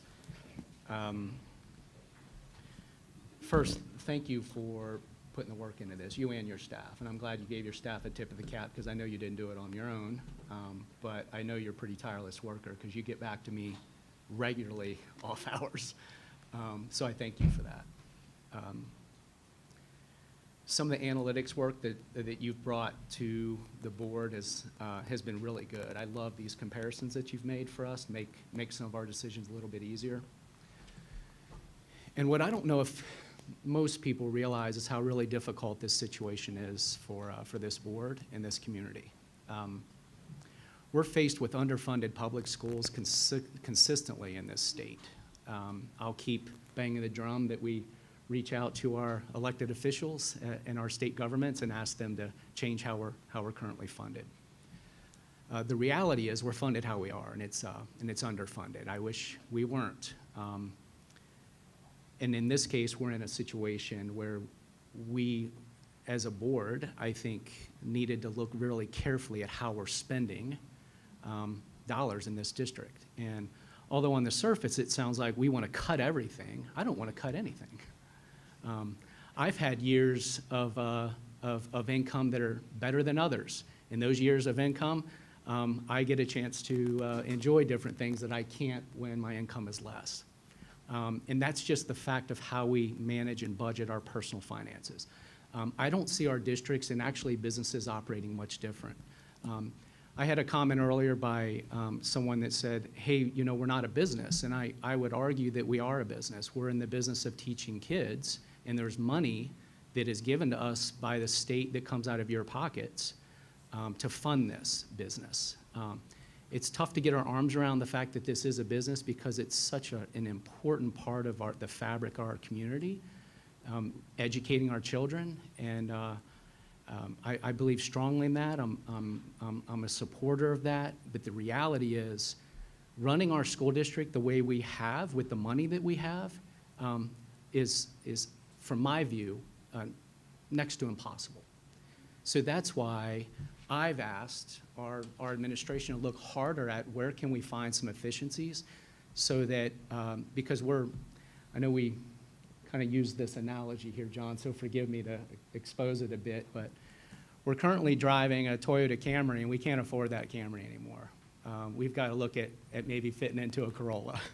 And those were the exact cars that we discussed. And I probably said a Yugo originally, and John had to stop me and say, no, let's not get in a Yugo, Jerry. Let's look at a Corolla. So we can't afford the Camry anymore. And the Camry's not a luxury car. So all of the work that our buildings and ground crew has done, all the work that John Espy, John Spicer, and others have done to pay attention to cost, got us to where we're not driving BMWs in a publicly funded school. We're driving a Camry, and we can't afford that Camry anymore. That's my opinion. So we need to find ways to fit into this Corolla. And that's why I tasked Mr. Espy and the rest of the administration to find some efficiencies so we can do that. The fact that it would be questioned that we're trying to be better for less in the way we're currently funded is almost, it is really interesting. Let's just say that. It's a sensitive topic. I don't want to cut services for our kids. I don't. Tough times call for tough decisions. And regardless of a levy passing or not, which, by the way, I have always been in favor of a levy, always. For this district, once I understand very clearly how schools are funded, to say otherwise is an untruth. It's a flat-out lie. I've done nothing but support the fact that we need some additional monies, and we have to go back to our taxpayers, unfortunately, to do so. It's the size of that levy that is in direct proportion with how much money we need, because the 851 was to drive the Camry. And I said we can't afford the Camry anymore. So it needs to come down to afford the Corolla. Tough decisions. We tasked the administration to come up with some scenarios. I have a couple questions about those scenarios. But the first comment I'll make before we get those scenarios, one of your analytics studies that you shared with us the other day showed $1.3 million increase year over year in 2022 versus 2023. To me, that's an egregious increase in salaries. Now, there's a lot that's baked into that, but I just want to say that was on the analytics sheet. There is an increase of $1.3 million, and when you look at the trends for the prior, I think I saw 4 years there, we didn't see that type of increase in the district, and I was wondering if you could speak to that. So there are 3 years there, and it's, Three, okay. it's 2020, 21, 21, 22, and then where we are, and it's looking at it as a snapshot. So I was able to dig into it slightly. I know you had asked this today. I just want to be full transparent, just so you know. I will dig into this more. But when we look at it, it's a step increase that our staff receive, as well as a base percentage that's part of the negotiated agreement. That's what I believe it to be, but I'm going to drill down to the specific detail to go to that further. I just think it's important to mention, because if we need to go backwards to the last negotiation period, we should see a similar percentage increase, correct? Is Yeah, that fair and to say? I do, but I want to also caution that the 2020-21 school year was a different year for the district. It was, so I want to go back and look at like a 5-year snapshot, because I believe that 2020-21 was an anomaly, just due to the various things that were happening in the district. Yeah, I encourage you to do so. I know you will, by Yeah. the way. Thank you for that. If we look at the last negotiated agreement, we should see a similar percentage of increase across that. Exactly. That we did. So I'm interested in that comparison, because without that, it looks like a 1.3 increase, 22 over 23, and that feels really uncomfortable to me. So I just want to point that out. The second piece that I'll mention is I hear us loud and clear about the pickup on pickup. It's been a part of administration salaries for several years to retain the best. I want to retain the best. These suggestions that we made, by the way, were suggestions. We said, hey, can we just look at certain things? These scenarios we were requesting, I've been in plenty of these scenario plans over the several decades in business, and a lot of these scenarios force you to realize that that decision, although it looks great on the P&L, is not good for the organization. So when we task the administration to come together with those things, it's not because every single scenario that represents the lowest cost to the business or the district is the one we should do. The redistricting piece. I will tell you today, I know how uncomfortable that is, because it happened a few years ago to my son at Boyd. We moved some kids. He didn't move away from Boyd, but we had some transfer of students in Boyd several years ago, and it was really tough. We had friends that didn't like it. We certainly thought it was very painful. So we can't ignore the pain that it causes the families and the students to do something like that. But I think it would have been short-sighted to not at least consider it and look at the impact on the district. It wasn't my first choice, but it's certainly something we should have looked at. All of these options were just ideas. We just needed to find a way to fit in to that Corolla. We needed to find a way, and we're just looking for ways to do that. The other piece about the HSA, the union decided not to come to the table to negotiate that when there's many people in this community that are suffering today. You guys have heard me say this before at work session. We've got families that have lost loved ones because of this disease. We've got families that have lost jobs. We've got businesses that have been shuttered. There's a lot of people in this community that have suffered and continue to on the heels of COVID with the outrageous inflation that is currently experienced in this community and across the country. So when I see that, tough times call for tough decisions. Do I want to cut benefits for our valuable teachers and our administration? No. Is it something we should take a look at to see if it's a possibility, especially in the short term? Of course, I agree that we should take a look at it. Is it something that's on the table tonight to vote on? Is the redistricting on the table to vote on? It's not. It's not on one single option on this agenda that we're going to vote on those. But we took several minutes to explain how painful the redistricting is, but we're not voting on that. It was just an idea. We obviously see how painful it is, but it's not up for vote. So for anyone to think that anyone on this board is like, we want to do this, no, we just wanted to explore it and see what impact it is. We really don't know the impact, except Mr. Espy showed us what the impact would be a few years from now, and it sounds like it's an increase in millage.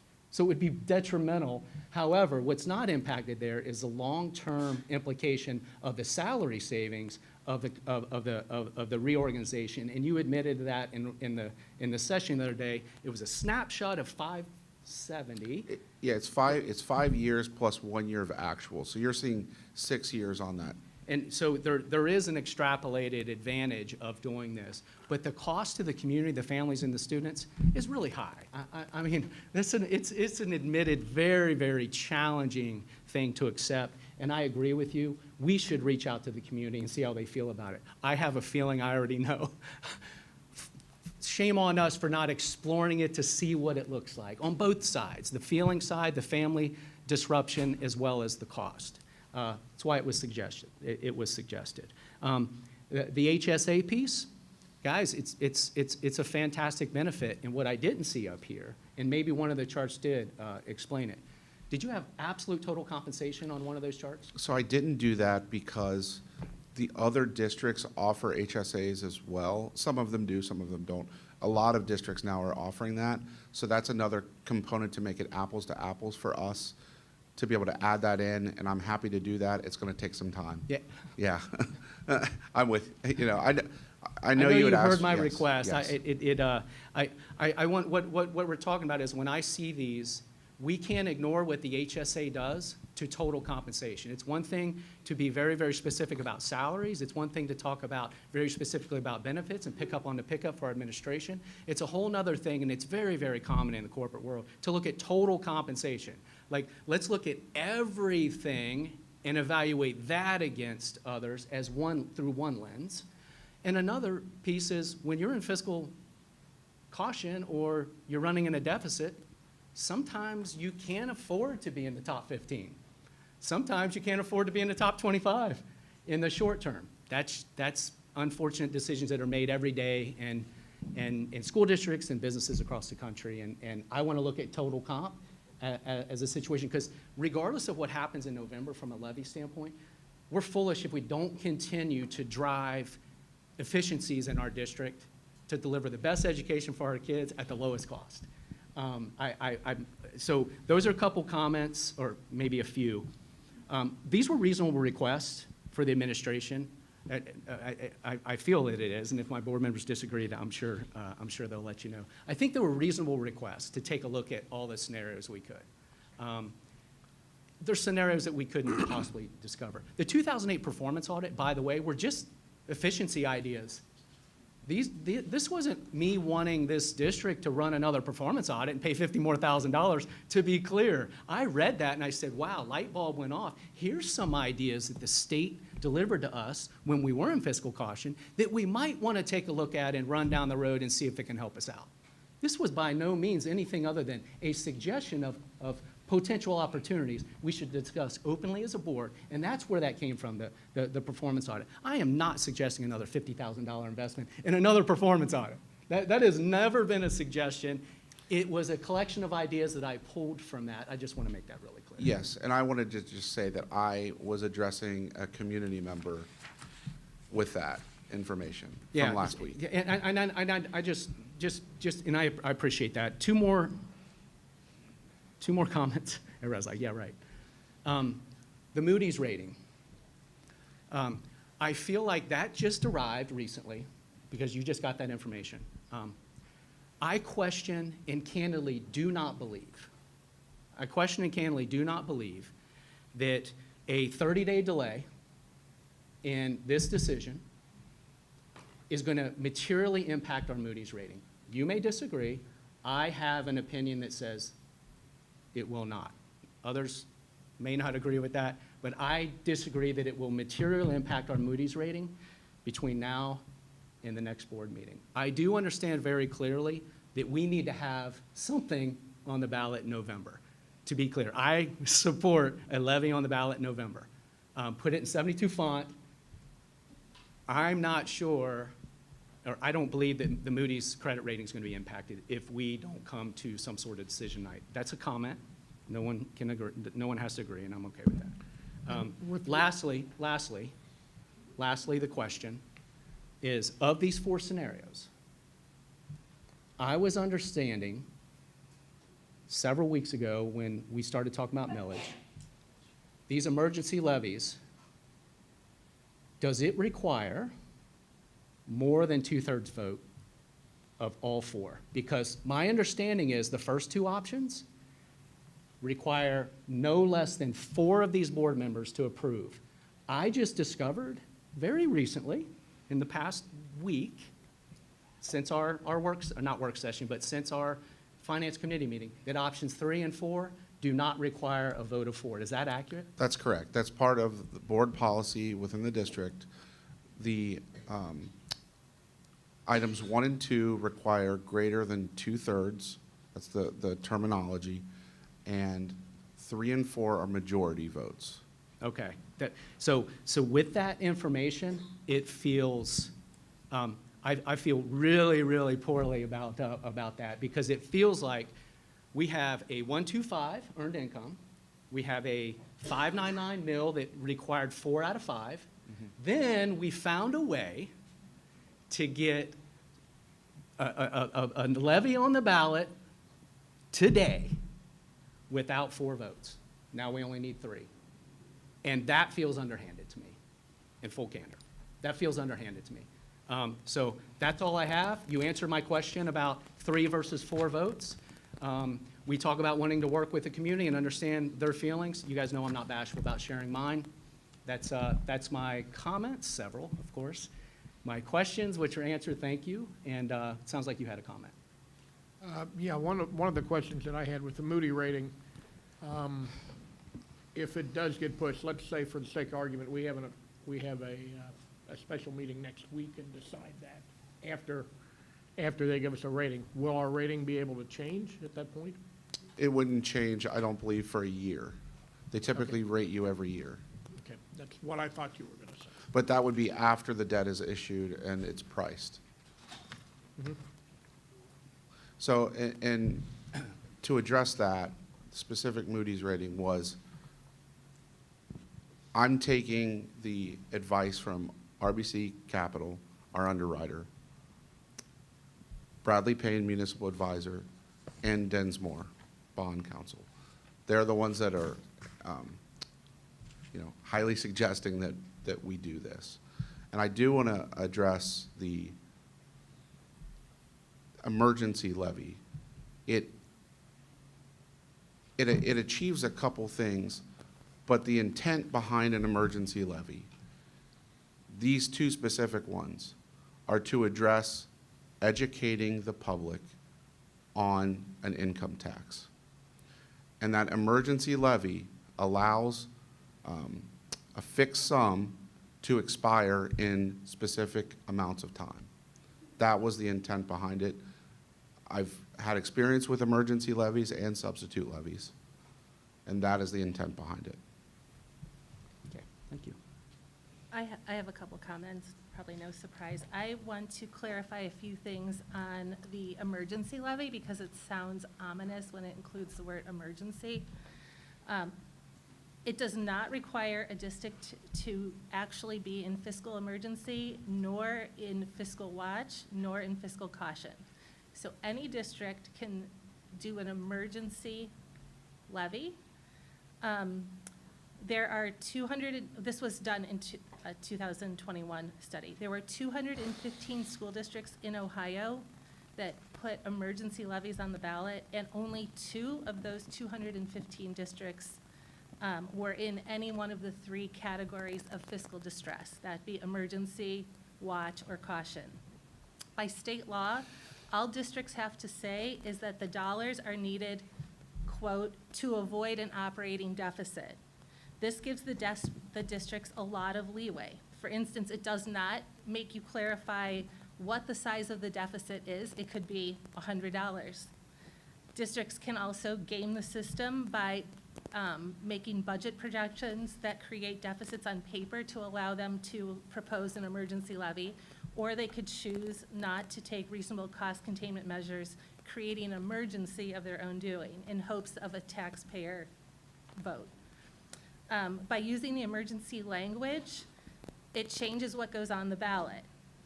It will likely increase the odds that voters will approve the levy because of what shows up on the ballot. And the ballot language requires by the state a bold-faced text that says avoiding operating deficit. And it has to be in large print font and bold. So this is what shows up on the ballot. You can see the font, and then in huge letters, it says avoiding an operating deficit. So my point of all this is it's a category of levy. It does not correlate to an emergency, even though it sounds that way. So that's just my 2 cents on emergency levies. I have a question following up with Melissa's statements. Our most recent 5-year forecast, the one that we just voted on, that shows us an operating deficit within 5 years. Is that correct? The district's currently in operating deficit and has been since the 2020-21 school year. And the school year prior to that, there was a nominal, I think it was $2,400 revenue over expenses. So this has been ongoing in terms of the deficit spending.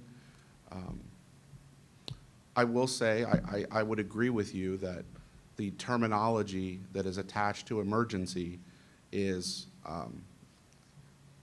not always very clear. I like the term fixed sum levy because it's a specific dollar amount, and it has to, it's not allowed to go into continuing status. The only way you can get an emergency into continuing status is to convert it to a substitute after one period of time. So I will agree with the terminology, but it is full transparency to avoid deficit spending. We didn't name it. We're We did stuck not with that name name. it. We did not name it. So, John, you've mentioned at the emergency levy that the dollar amount's on the ballot and then it runs out. Going back to the public for more, how is that any different than the operating levy? We're still going back to the public in 3 to 4 years, right? The difference would be that we have the ability to let it expire. So we would essentially let that emergency levy expire should we pass a school district income tax, or come back and do a traditional levy again at that time. So there's more flexibility. So the net is, we're going back, because of the way public schools are funded, we're going back for more money from the taxpayer before that 5 years is up, regardless of what we call it. Regardless if we go, the only way we avoid Yes. that is the 1.25. If we don't accomplish the 1.25 earned income tax, we are going to continually go back out to the public, regardless if it's an emergency levy or an operating levy, every 3 to 5 years. Fair to say? Yes. Okay. But the one difference will be in 5 years, if that was our next time to come back, we would have to ask again for the 5.99, and at that time, we would also need an additional 3. I don't know what the number is, but we would be asking again for, whereas if we do the first, it's continuing, 5.99, that they say forever, and in 3 years, we're just coming back to ask for that extra 3, whatever that is. But, so potential, it means in 5 years, we'll have to say 5.99 plus, as opposed to just the plus, to keep operating. I know we've talked about this before, but the way that Ohio funds schools is you have to go back every 3 to 5 years. That's what it is. And I think the choice that we have to bring to our community is, do we want to maintain our current levels of education programs like, we heard Special Olympics, like, Gifted. being there's a able lot. to have the 6 community schools and that sort of stuff. And I think that we have to give the community the opportunity to vote on that, because the votes tonight are the 5 of us, it goes with that. But anything, once it gets to the ballot, then it's the community that has to come back and say, we agree, we don't agree, and we get a thumbs up or a thumbs down. You keep saying that we are business, but I would disagree. We are not a business. We can't raise our rates. I mean, inflation stinks, right? Anybody who's shopped in the past week knows inflation's a thing.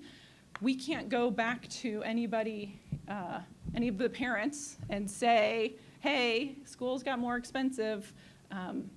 We want to, you need to pay, you parent, you have 4 kids, you need to pay this much more, and you have 2 kids, and you have to pay this much more.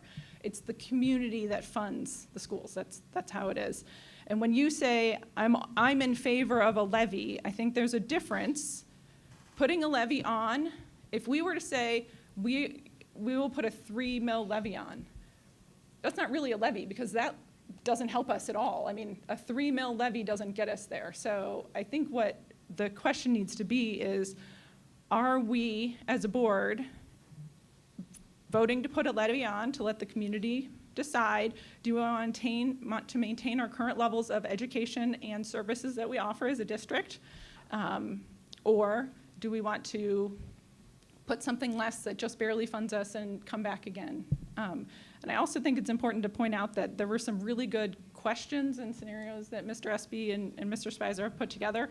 So tonight we're voting on the levy, and the conversation that comes right after this is what's next. And I think that's when we talk about, if it's not income tonight, we'll have a conversation about that later. If it's not, if it's emergency tonight, if it's fixed income, I like that, fixed amount, I like that word better, then, what's next, and we'll kind of keep planning, and I think that that's been happening. So I also think, while it's fair to throw out there, ask questions, things like the pickup on the pickup, I think it's really scary when we have great administrators who, by the way, people from ODE are going, I see a great administrator in Milford, and I'm picking up the phone because there's whispers that they might pull 15% of their salary. Whether it happens or not, the fact that it's been put on the table is scary to people. That's a significant, if my job were to say, well, we might cut your salary 15%, I would go, ooh, duh, okay, and I'd start calling my friends who I've worked with before.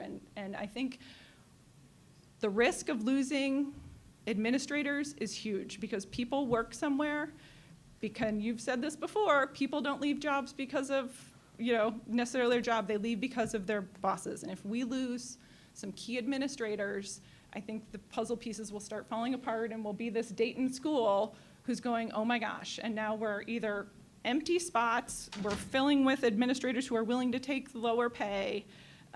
We've lost a ton of history, which you can't put a dollar amount on. And it just, is really deflates the people who stay. And so that really concerns me when it's just tossed out there. Same thing with redistricting as district. Moving a couple Boyd students, now I clearly am not at Boyd.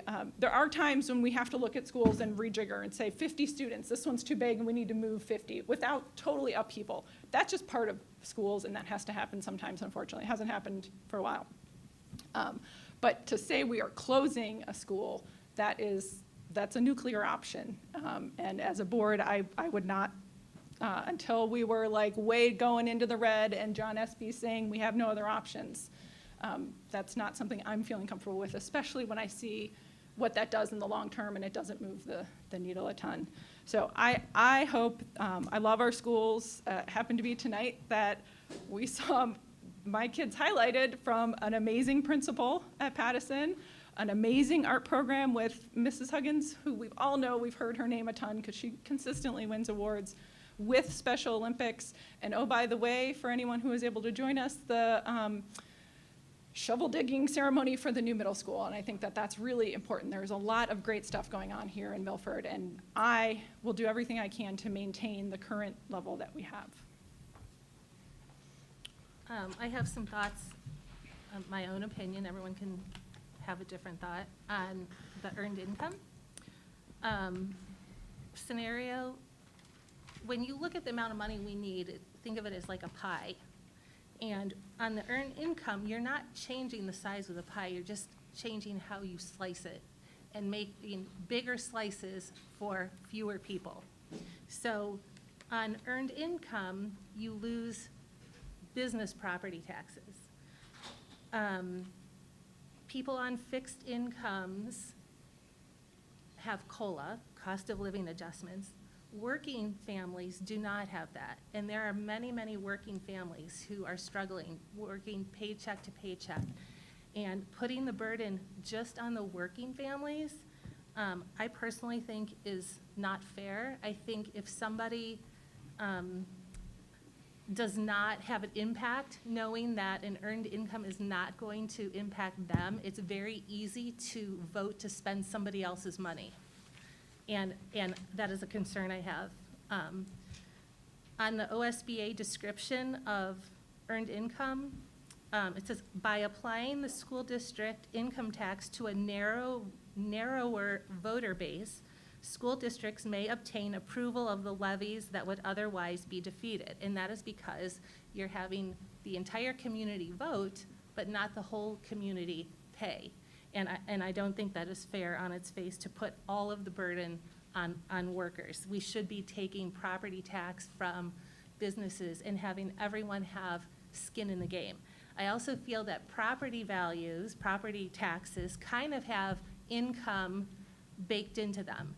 If you're on a fixed income or a lower salary, you're probably not living in one of the most expensive homes in the community. If you have a higher salary, you may have a higher priced home, therefore higher property taxes. You may choose to live in something smaller or less expensive, and that's a choice people can make. But I feel like the property tax kind of incorporates the income because you have to afford where you're living, and that's based on your income. So I am not a fan of earned income for those reasons, and that's my opinion. Can I say real quick? I am not a fan of earned income at this point, but I do think it's worth discussing as we look down the road. But it brings up the point that Mr. Combs brought, which is, what about people who have lost their jobs? What about retired? So I've heard you say that specifically, Ms. Nolan. What about people who lost their jobs during COVID? What about people who are living in a house? And this would address that. So I just want to make sure that they are part of the community, the retired people. Maybe they raised their family here and they were able to benefit from the schools and still want to continue to support them. So I think it's worth discussing. Personally, I don't know that I'm in favor of it tonight. That's me. I just wanted to hop in with a few thoughts. I wanted to thank Mr. Espy and the admin team for all of the work that you've done. I think it was a huge task to get our options down from 8.51 mils to 5.99 mils. That's 30%, that's great. I think introducing the earned income tax was definitely something we needed to look at, and we heard from our community at Milford 101. I would just like to say, when we had, maybe it was probably 2 meetings ago, we had a community member come up to the podium, and he was a former school board member from a different district. And he said that when we were looking at these things, we needed to really think about what we saw as our district, what are the important things. And we are going to vote on these levy options tonight, but we still have work to do after that levy is passed or not passed in looking how to be accountable for the fiscal health of our district. So I started thinking about my goals to maintain the excellent schools that we have, and they're very much aligned with what we talked about tonight. I want to maintain busing, art, music, PE, and electives, AP classes, mental health services, gifted services. Extracurriculars, I think, is really important. I don't want to have to go to a model like many of our other schools have gone to with increased pay to play, because this really decreases the chance of our more economically disadvantaged students of participating, and I really do believe that Milford means all. And I definitely want to keep the strong leadership from our administration and our excellent teachers. So these are all things that I will be looking at when we start to talk about efficiencies. One thing, I would like to talk about the earned income tax as well. I think it's very interesting that this would have the longest lasting impact for us, and it reduces the frequency of levy requests. If we could go to 2030, that's amazing. I do feel that this is fair for our economically disadvantaged community members, including those on limited incomes, the unemployed, and retirees. It takes retirees completely out of the equation. And that is something that we've talked about very much in these sessions. It also allows the tax liability to go down if somebody does suffer a job loss or takes a lower paying job, whereas their tax liability would stay the same with a traditional levy with a property tax, with the property-based tax. And then another plus to looking at this earned income tax is that we saw that House Bill 920 limits the ability of property taxes to grow with increased property values. So it limits how much we can take in with a traditional levy. Another thing is I also was worried about the business contribution, because we're not receiving those kinds of taxes with this kind of thing. And I did talk to Mr. Espy about it, and he reassured me that we do not take in a very significant amount of income with the businesses for our school district. Like the FC Cincinnati deal, for example, which was a sham. Okay. Well. Oh, can I take? Sure. I just want to take a second to respond to a couple items. I cannot speak for what other districts do in terms of how they forecast, but I can tell you I live in this forecast every day, and I use analytics every day, and I take pride in it, and I take pride in the accuracy of it. So I just want everyone to know that I'm working really hard for everyone here in Milford to make sure that I'm painting as clear of a financial picture as I can. And I just want everyone to hear that and know that. Number two, I told you at the beginning of this presentation that I'm looking at this from a financial lens. And so I put the items in order of the financial impact to the district and what I would bring to you as suggestions or recommendations. So I do want to be clear that when you do take votes, if we come to one where we are either 4 or 3 or whatever it is, the majority and what it takes to pass that, we will stop, because we cannot have multiple items on the ballot at the same time. So I want to be very clear with that before we get into the actual voting piece. I do want to make another comment. So we talk a lot about taking the temperature of people in areas where we're not voting, just to kind of see where people feel. And I know that I personally have asked a gazillion questions in the last 6 weeks. I know John put together a Google document for all the board members prior to the last board meeting, or maybe it was before the last work session. This Google document had all the questions that board members ask and then the answers, and he shared it with everybody so everyone could see the answers. And I know for a fact that all but 2 of the questions on there were mine. So I'm asking a whole lot of questions. And I don't think that a board would be necessary or prudent or have any purpose if they didn't ask any questions. We're not in these roles to be a rubber stamp. We're not in these roles just to agree with everything, and so questioning is part of the gig. And I appreciate all the time that John has spent putting all of the answers together, not just for me, but for everyone, and I know it's been a lot. However, based on something that Jerry just said, I was prepared to come tonight and vote for one of these levies, vote yes, but I do agree with Jerry that I feel that knowing traditionally most levies are passed by 4 members on the board, and that is traditional levies that most school districts use. There's a very small percentage of districts that have emergency levies, only 10%. Actually, I don't want to quote that number because I don't have it in front of me. But it's a small percentage, and I do feel that by the temperature of the room, that perhaps they thought maybe a levy wouldn't pass or wouldn't get voted on tonight. And so therefore, the options that required only 3 board members instead of 4 were put on. So I do feel that was underhanded as well. We have been talking about, I mean, the entirety of your career as a board member, which is a year and a half or 60 months or whatever. We've been talking about the need, the financing, the forecasts when it was Make no mistake, I'm in Brian. full support of a levy, and I've been talking for months that we need one, and I support one. What I don't support is I don't know how why I- this drum keeps getting beat. We both support a levy.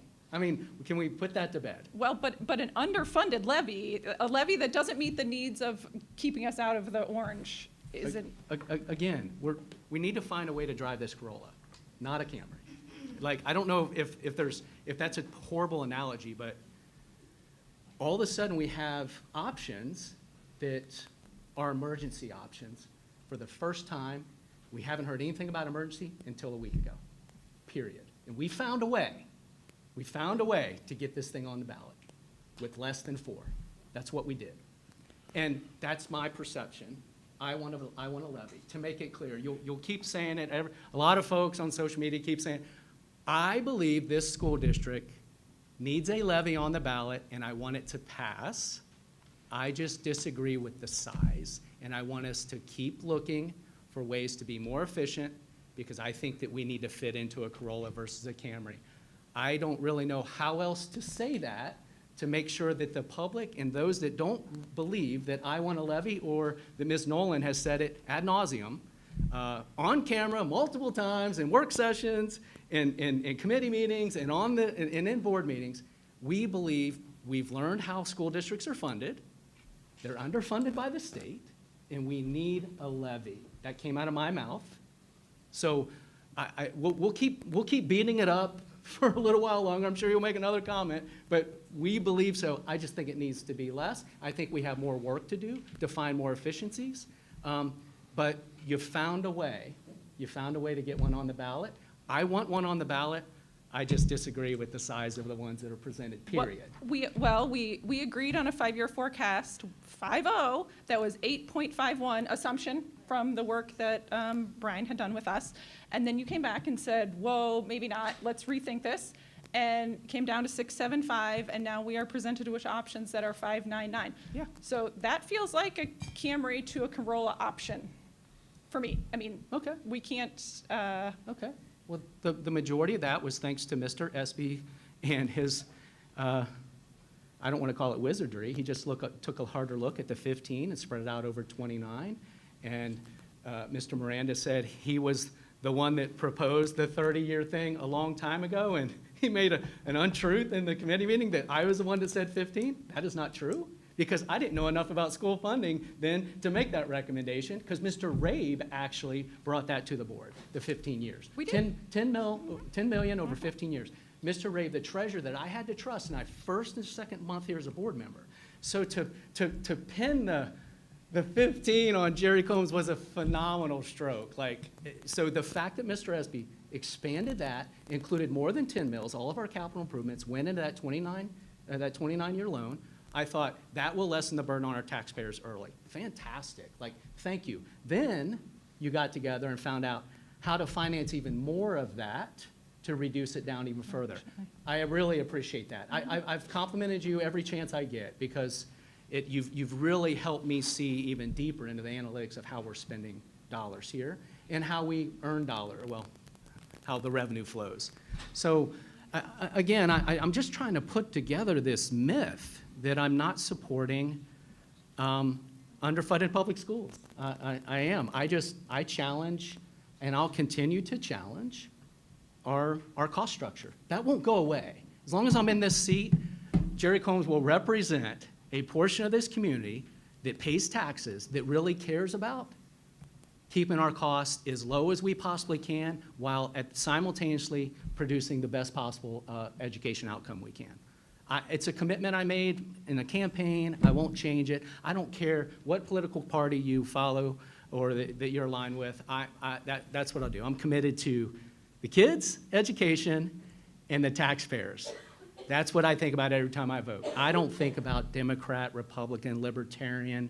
I don't think about any political party. That's what I'm going to keep in mind. So I'll say it again. I'm for a levy. I think all the options right now are still, and I don't appreciate the emergency stuff. And so going back to the fall, we absolutely had conversations with Mr. Rabe about, we talked about, do we want to do 15 or 30? And the question that you brought up at that point, which I think is a very good one, is if we take a shorter term, we pay less interest. And if we take long term, I mean, that's just the fact, that's how it works. Mm-hmm. And we had the conversation and we had the vote, yeah, with what we know now in November, whenever that was, sometime in the fall, we want to do shorter, and that's kind of the path that we took. So that was a conversation we have, and you specifically were asking those questions, and do I want to pay more, shorter term, longer term? So. Well, I mean, like with anything, I think we learn more as we go. Mm-hmm. You're really faced with looking back on some decisions you make, and it wasn't just mine, I'm just asking questions. To Melissa's point, isn't it interesting that the majority of the questions about trying to right-size this school district and the levy came from 2 board members? Two board members within 1 month. I've been doing my research for the 3.5 years I've been here and asking questions and gathering up information along the way, as opposed to saving them all to one time, which is fine. So you didn't learn anything in those questions? No, I did. Oh, well, that's good. Because I'm not saying I didn't learn anything, Jerry. Well, I guess what you're saying is you always do your due diligence and maybe someone else doesn't. So thank you for that. No, what I'm saying, you said 2 people, Melissa said, Ms. Nolan said, 2 people ask all these questions. I want you to know that I'm asking questions along the way, and I'm doing my research differently. That doesn't mean I'm not asking any questions. Okay. Well, Mr. Espy gets pounded by a couple board members about this levy, and it's consistent, and he's really good at getting back to us. I can't thank him enough for it. So we're going to keep going around in circles. We agree to disagree on several things, and I think that's what makes this mix of board effective in a lot of ways, is we can see different sides of maybe the same coin. And you know, we have a chance to make a difference in November, because there's 2 seats open then. So that's a fantastic option that we have. I will say too, just because I'm not sending an email to Mr. Espy asking him a question or asking him in a finance meeting, I have done my research in my own way. I attend conferences. I have offline chats at those conferences. I feel like 5 board members here all do their research in a different way, and we all ask different things. And it's just a difference of how people work. So I feel confident that all 5 of us have dug into the research and are trying to be fiscally responsible in these decisions. Now, do I have anybody's permission to speak here? I've been very quiet for a very long time and No, started you 2 or can't 3 say a times. word, Dave. Go ahead. First of all, with regard to the earned income tax, I started a project with Mr. Rabe, and I know I talked to John as soon as I took over as president, but the first note that I have in my notebook is on March 18th of 2022 on what an earned income tax would get us. And those numbers were a little high with what he gave us from what Mr. Espy gave us, but not horribly significantly. So I'm looking around at people that are not putting things on the ballot. And a lot of times when you dig down to a commonality, you find out that they've got an earned income tax. Goshen's not putting anything on their ballot. They haven't for a long time. Northeastern hasn't in, how many years? You were there. 20? It's been a long time. It's been a long, long time. So I explored that over a year ago to get us to this point. Maybe I'm ahead of the curve. I don't know. I see that as probably our best answer. The only question that remains on that is, can we educate the public fast enough? So if we do that, then maybe we don't need to maybe we need to get that in front of the public instead of putting a 5.99 in front of the public. And you may have to put a word you don't like, emergency, on to give us enough time to educate the public so we can get through this. Emergency levy is nothing other than a temporary levy. You don't want to put it on them forever and then go ask them for 1.25% on top of it. If you can do it for a specific period of time to give you enough time to educate people on what goes on. And I've certainly heard from everybody, myself included, that senior citizens, people on fixed income, people without a job, displaced people, people who have medical issues, that helps them. That helps them. We should be about trying to help as many people as we can. Likewise, you're gonna hurt people, but the people that you're really gonna hurt are the people that are making $250,000 a year, and they're gonna have to pay, $3,000 if that's the case. There are very few of those people here. I think it's a common sense way to get through this. Like I say, I may be a little ahead of my time here, but that is the most complete answer, as you said, and that's why it's first on the list. And we gotta go through these and see where everybody stands, and we've got to come up with an answer.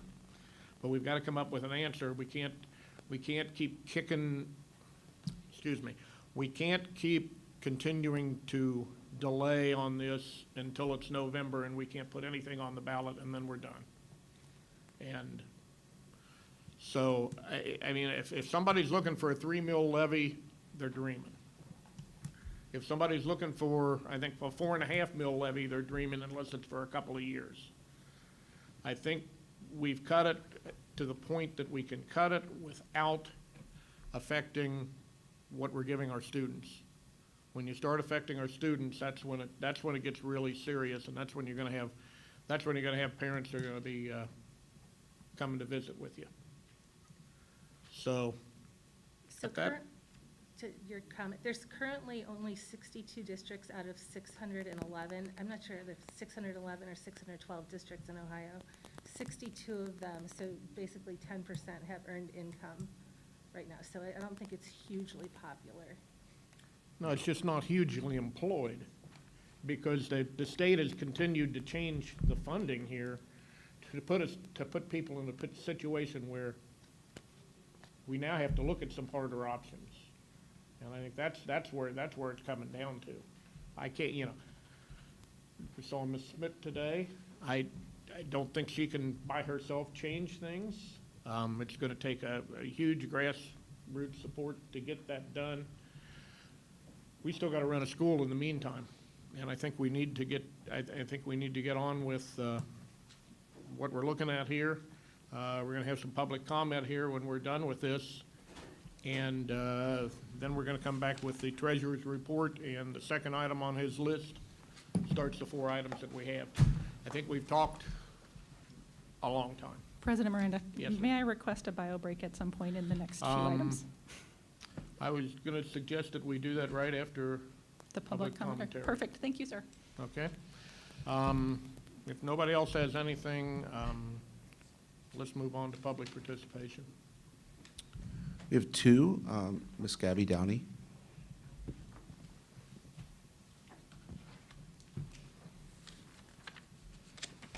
My name is Gabby Downey.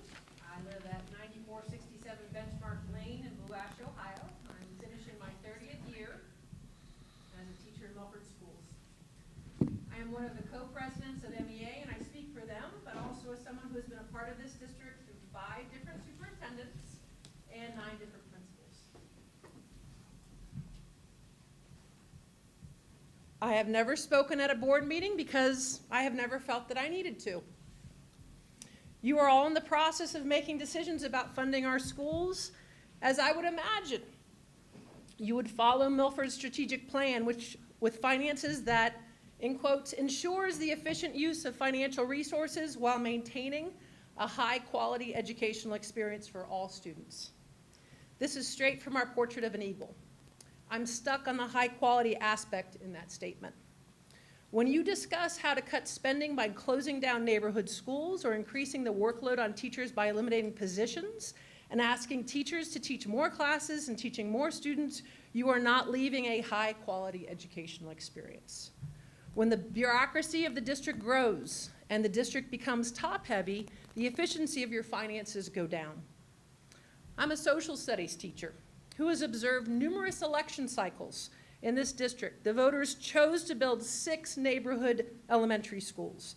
They chose to build a new 6th through 8th grade building after rejecting a much more expensive plan to completely alter the high school and junior high campus. As we look now at all of the building products and expenditures that are emptying the general fund, we are concerned about how we are going to get that money back. Your decisions to have unfunded capital improvements should not be on the backs of your human capital. You'll be violating another part of the portrait of an eagle, the culture statement which says we will foster supportive and positive school communities for students, staff and families to feel safe, engaged, and welcome. Schools are successful because of the supportive community and dedicated teachers. Schools are in the business of producing full functioning people. Full functioning people feel valued, inspired, and respected. I am coming to you because we have seen a shift above us.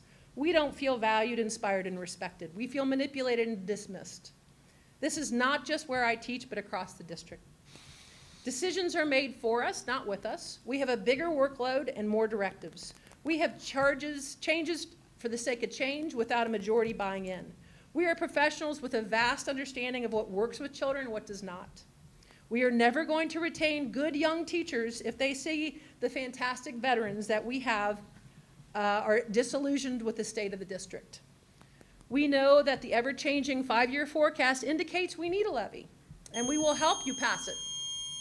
But please make sure it's enough to take care of the district for a while without sacrificing the culture. Yeah, I've got to cut you off. I'm sorry. Thank you.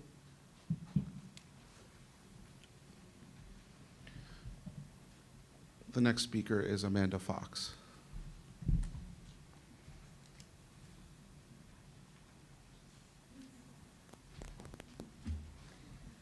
So I didn't come, Amanda Fox, 6331 Lake Ridge Court. I did not come with a speech, like her eloquent speech she gave, but I did take some notes, and I have been at some executive board meetings in the past several months. Committee meetings. Committee meetings, thank you. So, what I'm seeing is the first levy option was $24.82 a month. The current one is $17.47.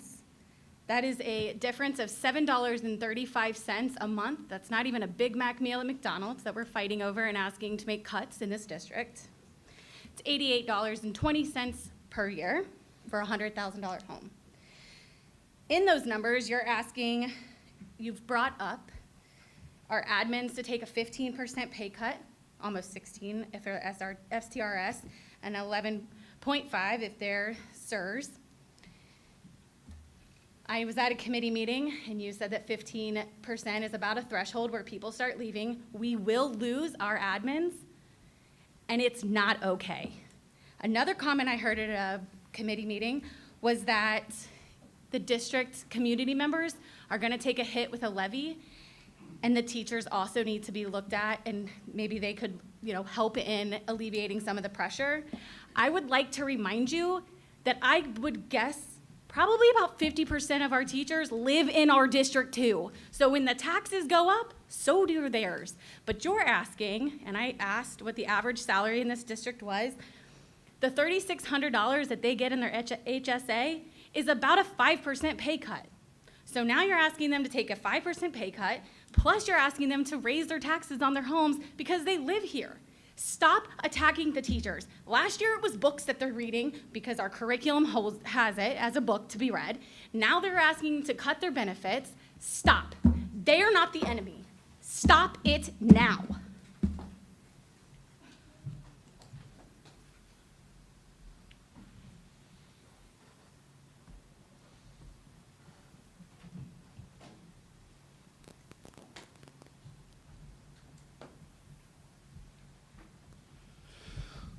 We have one more speaker, Patricia Colomitro. My apologies. It's okay, it's Colapietro, it's a tough one. I had something that I wanted to say, but instead of that, I'm just going to finish what Mrs. Gabby Downey was interrupted before her 3 minutes. It's Patricia Colapietro, 1247 Rose Street Drive. What she was trying to finish saying is, we are never going to retain good young teachers if they see that fantastic veterans are disillusioned with the state of the district. We know that the ever-changing 5 years forecast indicates we need a levy, and we will help you pass it. But please make sure it's enough to take care of the district for a while without sacrificing the culture. Before you begin making cuts, please hear our voices and have conversations with the teachers without the future of central office. I only have 3 years left until retirement, so I'm not really here for myself. I was taught to always leave things better than you found it. Hopefully, this is my first and last appeal to you. Thank you. And this is just her script, just to make sure that that's what she wanted to say. If it's okay, if I still have time, as a fellow professor, a parent in the district, a member of the community, resident here, and CNC participant, thank you, Mr. Spicer. At the Retention and Appreciation Committee, I do need to tell the teachers that are present here, and please spread that good education is invaluable. We all want the best value for our money, but not at the expense of the benefits that make us choose public education. You are appreciated, and we would love to support you more. Thank you.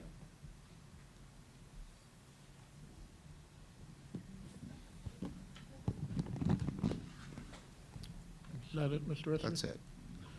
Okay, it is 8:34.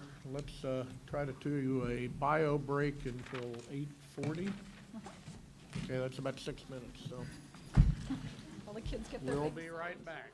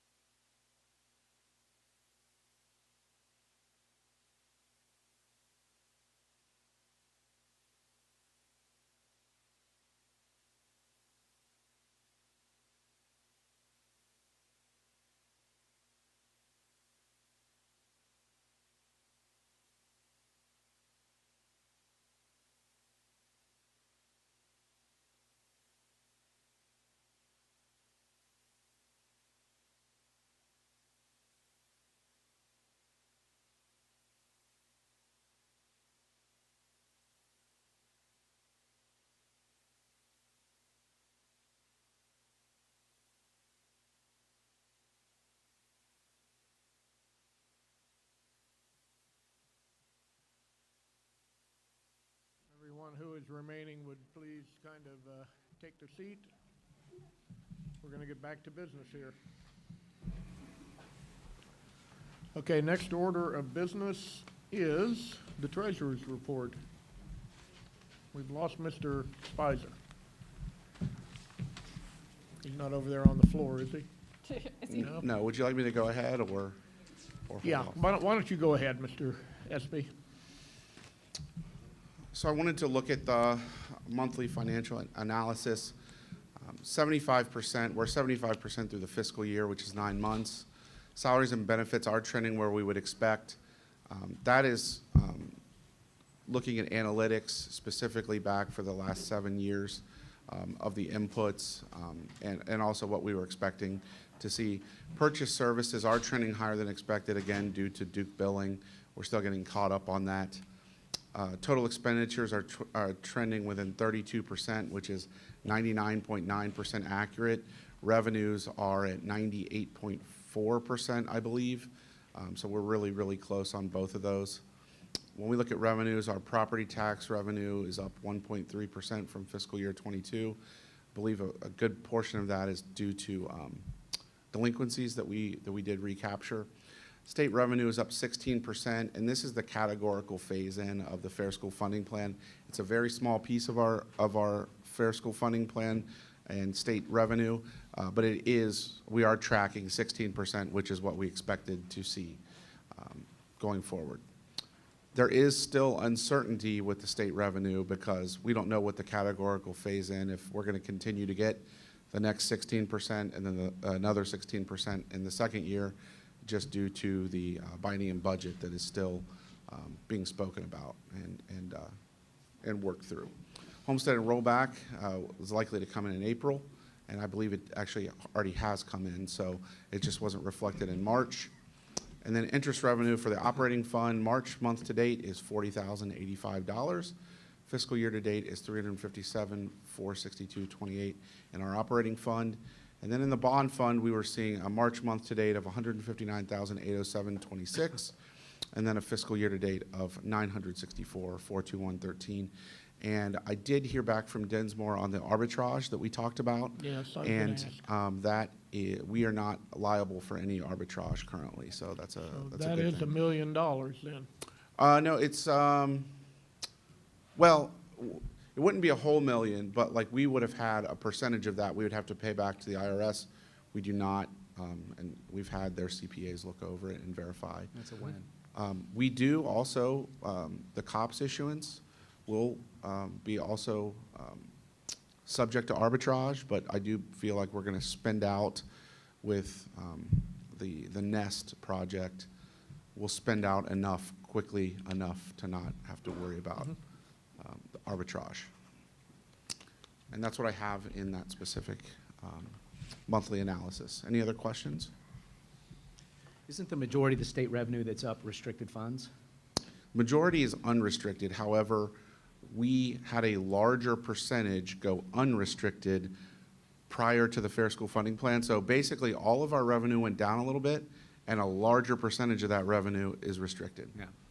Yeah, that was a great learning I had recently about that, I mean, for the public, it just restricts how we spend this. We've got to spend it in this particular category no matter what. So that all the dollars aren't equal, I guess I should say. Yeah, success and wellness is a piece of it, and then DPIA, which is economic disadvantaged. Thank you. Yep. So that's the total of my board reports. Okay, I need a motion to approve the board report as Mr. Espy just gave us. So moved. Discussion. We're worn out. Call the roll, please. Mrs. Mason? Yes. Mrs. Nolan? Yes. Mr. Combs? Yes. Mrs. Chestnut? Yes. Mr. Miranda? Yes, thank you.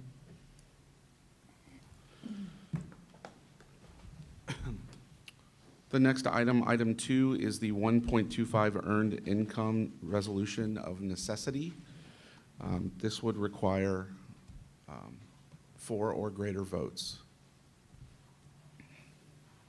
Okay, I need a motion to approve a 1.25% earned income resolution of necessity. So moved. Second. Who was the first, who was the, I think it was, I think, okay. The speed of we sound. tied. It's the speed of sound, Emily won. Okay, and the second was Was me. Mrs. Mace, or was it? I think Okay, it was sorry, sorry. Jared's. We're back on track now, okay. Okay.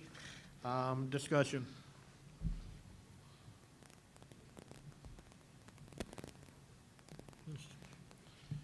Okay. It sounds like we may have discussed a lot earlier. Yeah, I think we have.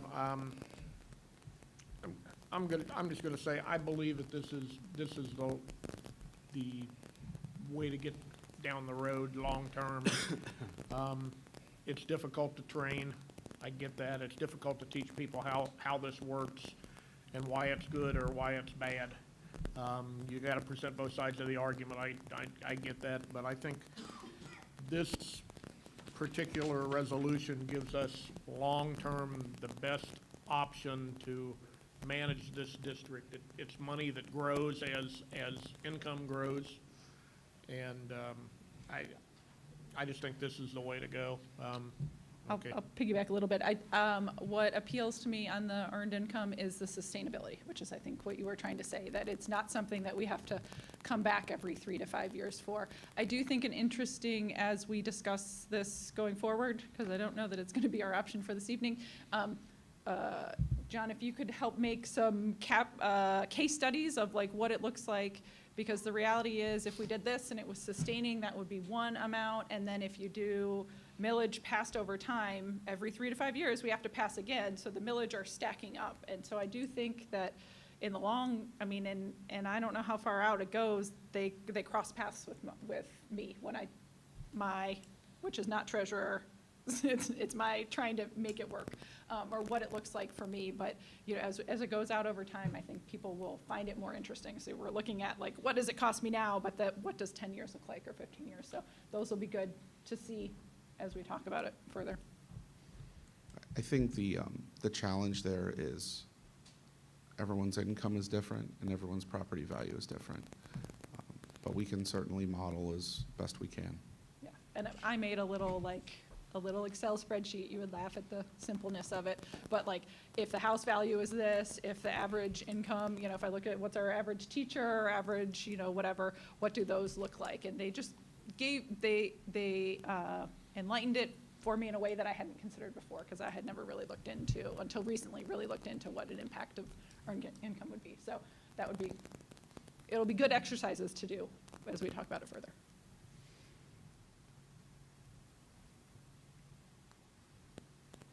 I forget who said it. John, you may have said it. Gary, you may have said it. An earned income tax still makes it incumbent on the board to make good financial decisions that don't jump over the inflation factor that you've got going on with salaries. The board still has a very diligent job to do every day. It's not every 3 years you come back and you try to figure out what you need and how to streamline it as much as you can. You got to live it every day. I know that Mr. Espy's up to that challenge. He'll probably go home and work a couple hours tonight after he's done. But it's just, that's got to be the message to whoever is on this board, is that they've got to be diligent 100% of the time and look at every item that's on the list as they go. Otherwise, it's not going to work. And we'll be 6, 7 years down the road with an income tax and have to come back for a levy in order to keep us going. So I also want to say there's a caveat there. The district has the 4-pack bond falling off in 2030. And one thing strategically with the district could be to reduce, you know, that millage is going to fall off, and to seek half of it for permanent improvement. So the taxpayer would feel less taxes, but the district would be able to get a permanent improvement levy that would then further help the general fund. because we don't have permanent improvement money other than the $500,000, which is not enough for all of the buildings that we have that are OFCC projects. So I think there's a caveat with permanent improvement. But in terms of operating, it's very uncommon that districts that pass an earned income tax would be able to go back to the ballot in any sort of way with a levy, traditional or emergency or any of the like. Yeah, the PI levy, the permanent improvement levy, helping, I think, our taxpayers understand exactly what they're voting for.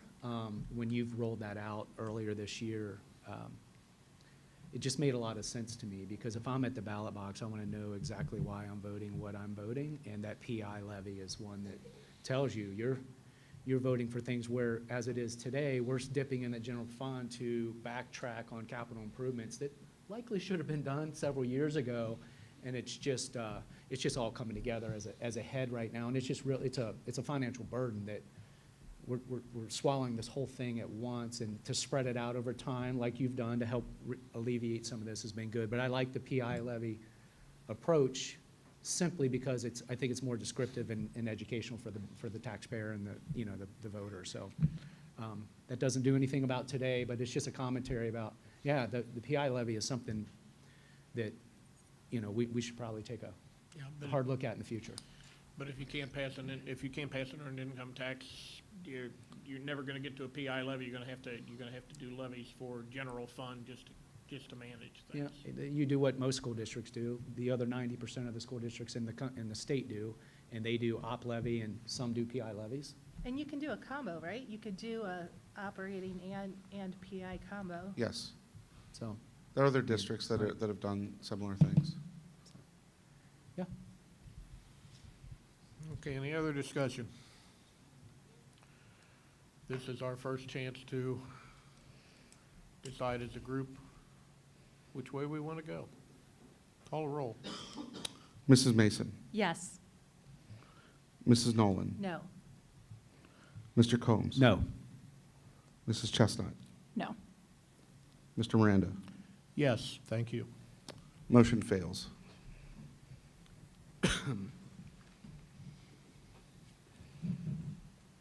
Moving on to E3, which is a 5.99 mil levy resolution of necessity. This is a continuing levy. Need a motion to approve a 5.99 mil resolution of necessity. So moved. Second? Discussion.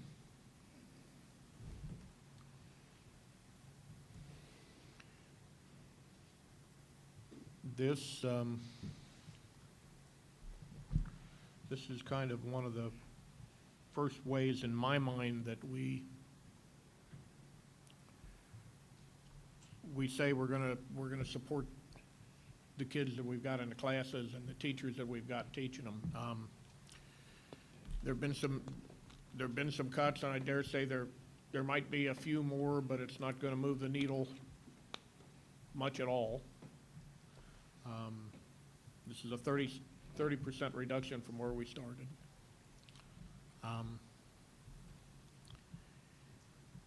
Given that we do not have an income tax, this is probably, well, it's definitely the next best solution, because this is, you vote it once, it's there permanently, and we move forward.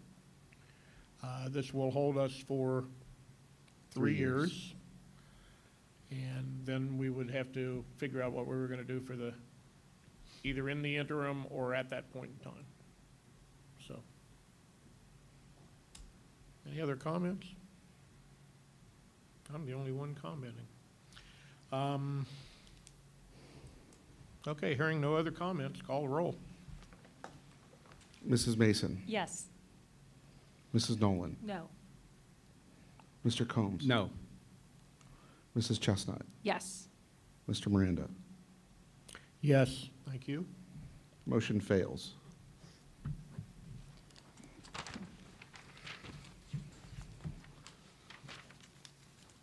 Now looking at E4, which is a 5.99 equivalent emergency levy resolution of necessity.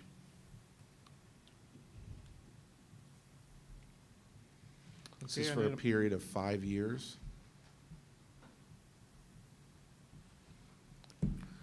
I need a motion to approve a 5.99 equivalent emergency levy resolution of necessity for So 5 moved. years. Second? Discussion.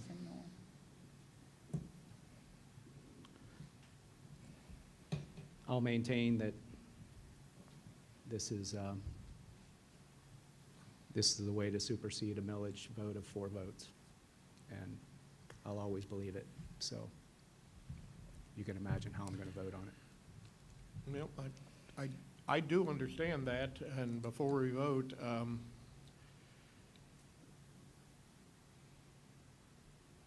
you haven't found anything on the menu that you like yet.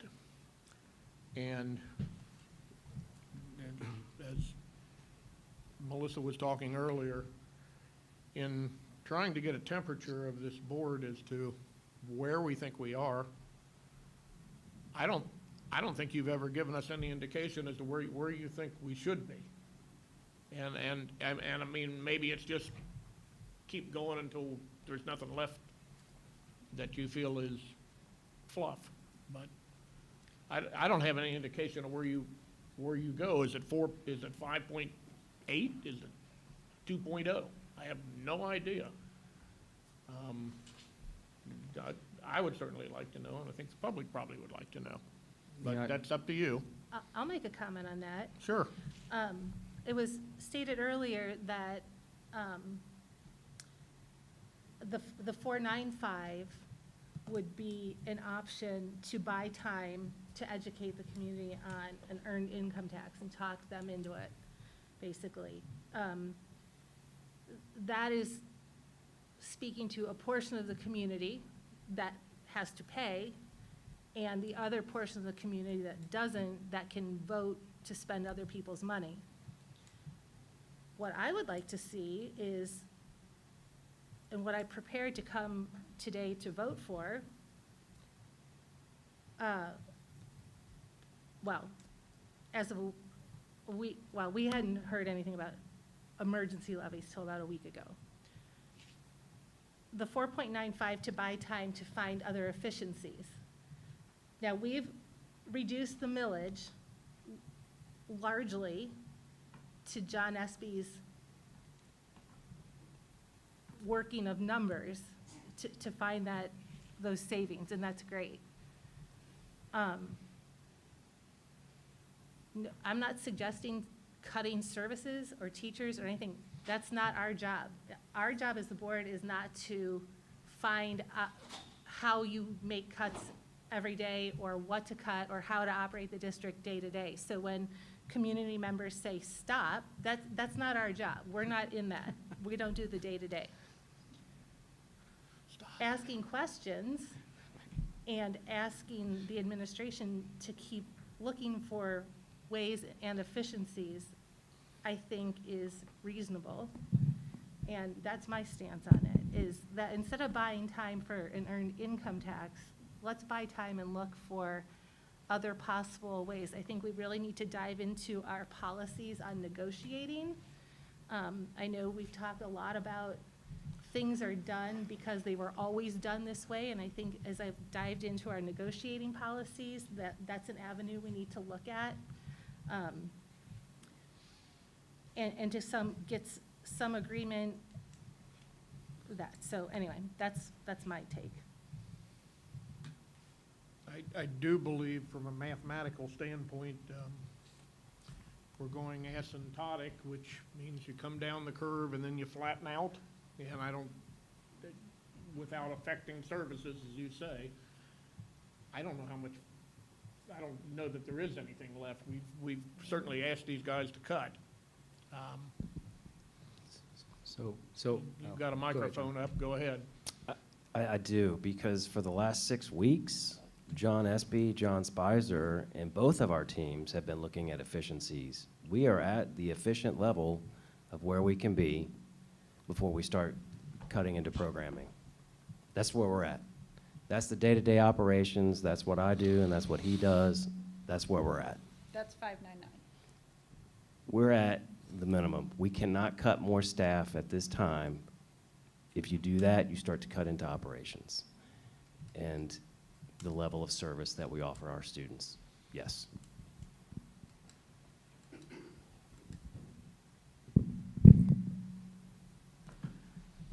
I don't have a number. So if you're looking for a number, Okay. I don't have a number. I think it's prudent to put scenarios in place to find out the impact of those scenarios. We spent 4 slides, multiple hours on a scenario that is the most harmful to our kids and our family, which is the nuclear option of redistricting. It was an idea. I think it's prudent to explore the idea. We never did get a hard cost of, because of transportation and some of the other additional investments we would need to make through other companies to really explore how that would look from a cost-saving standpoint. That was one idea. Our administration is telling us they've gone as deep as they can go. I hear Mr. Spicer loud and clear the last 2 minutes of his conversation, and I believe there's always more improvement that we can make. I don't know where those are at. I have to trust our administration to find those efficiencies. And most of what we found is through, it's not magic, guys. It's just financing, being able to finance our I know that we found some efficiencies. I'm not ignoring that. $850,000 worth. I'm Okay. not ignoring that. Okay, thank you. Yeah, I'm not ignoring that we found $850,000 worth of, part of that's contractor services and purchase services, and the others were administrative. Well, I shouldn't say administrative, they were salaries, right? That's what we cut, the $700K? Yes, and we're in the people business. That's what we do. Fantastic. So I don't have a number. I just, I can start making more recommendations, but I'm not going to.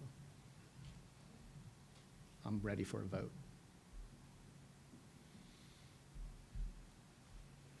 Any other discussion? No. This is emergency levies, and again, I hate the name as much as you do, but again, we didn't name it.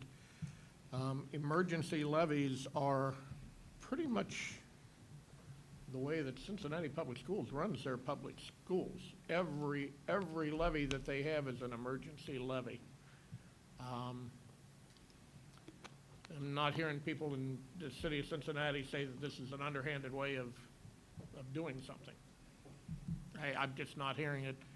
I take a little bit of offense to that, although I try to temper that as I keep doing the role that I'm doing here. We've eliminated options. Time moves on. If someone were trying to delay beyond the point that we could file for a tax levy, it looks something like this, to be real honest with you. We've been looking at this for quite a while. We've started talking about it before the first of the year. I believe the bulk of the work's been done, and anything else you find is going to be a very, very small percentage of the total. And we've got to get something on the ballot, folks. I don't know what it is.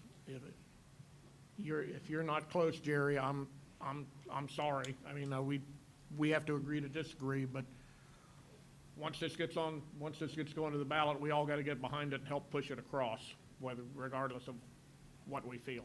I mean, I've had things that I've had to do sitting in this chair that I didn't agree with, but I didn't get my vote was not the deciding vote. So it's difficult. This is the hard part of the business, and I know it's the hard part of the business when my 4 colleagues up here are really, really quiet. So I guess at this point, call the roll. Mrs. Mason, Yes. Mrs. Nolan, No. Mr. Combs, No. Mrs. Chestnut, Yes. Mr. Miranda. Yes. Motion carries. I would ask that number 5 be removed as a resolution as E4 is passed. Do we need to do anything to action on that? No, I can withdraw You the. just withdraw it? Okay.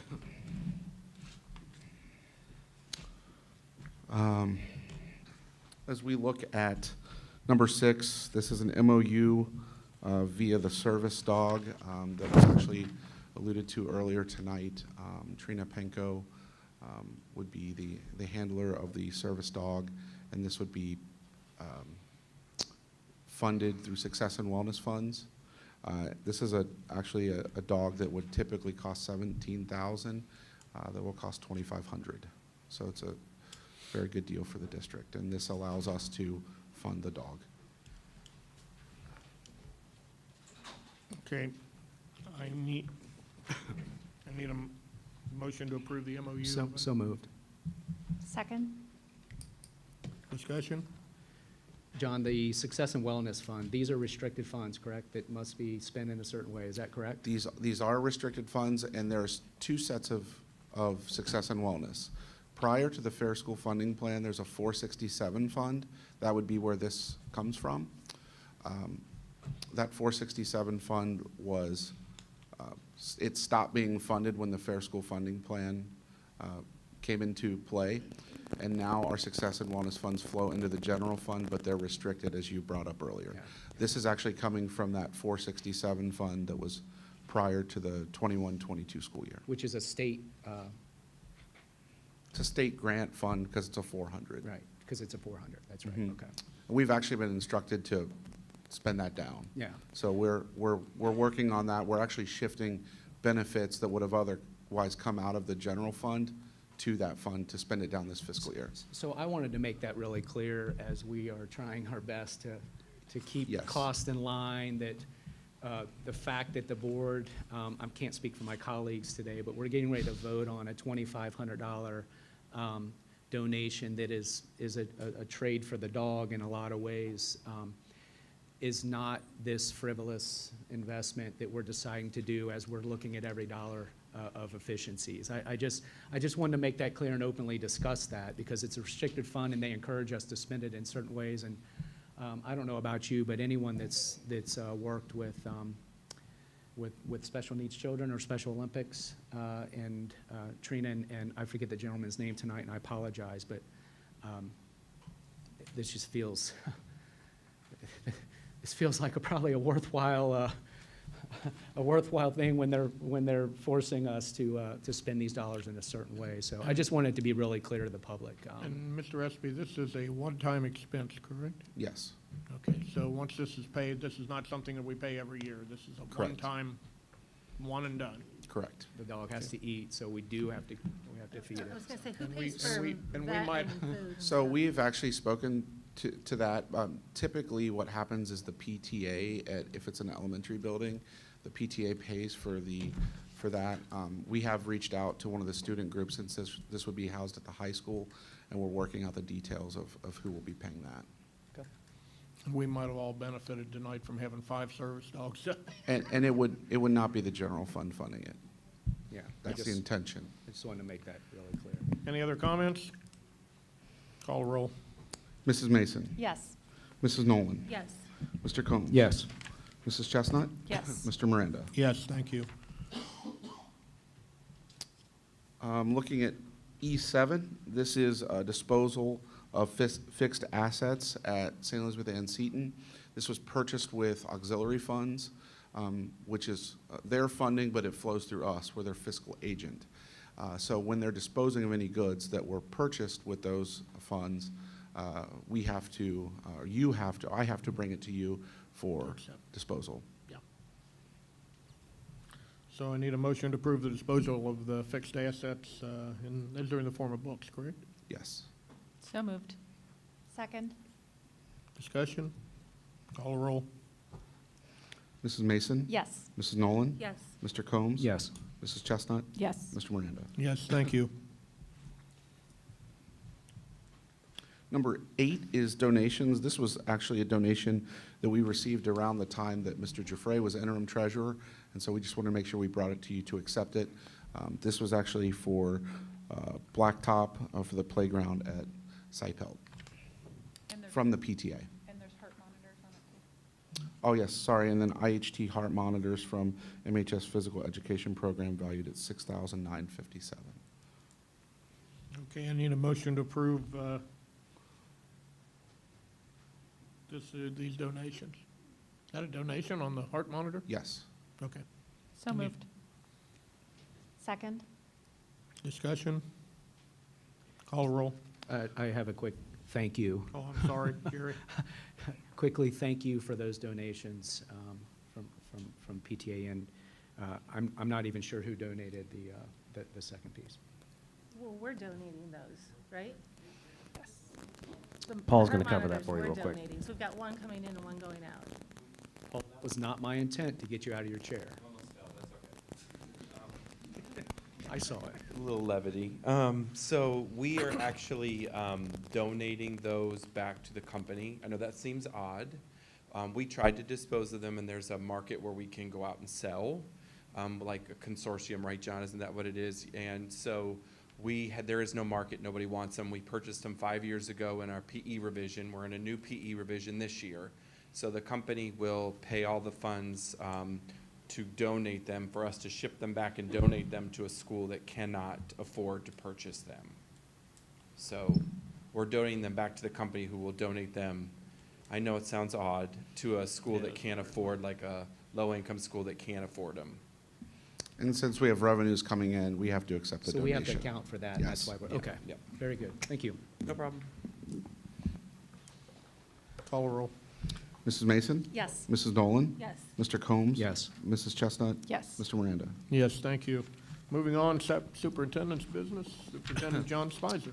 Thank you, President Miranda, members of the board. The middle school update, not really much to update. There are some things in Jeff's section, the business operations, maybe we'll cover some of those at that time.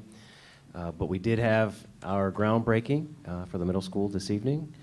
It was wonderful, we had great weather and a great turnout. So About we're 80 or 100 people by my count. That's pretty good. There you go. So we're excited about that. Move on to item number 2, the school messenger contract approval. Asking for your approval of the contract with school messenger. Need a motion to approve the contract for the school messenger contract? So moved. Second. Discussion? John, can you share what school messenger is for the group really quick? I'm gonna let Rob, because he's our school messenger expert. But I think it's, the name is pretty self-explanatory, but we'll let Rob get in there. He needs to stretch his legs.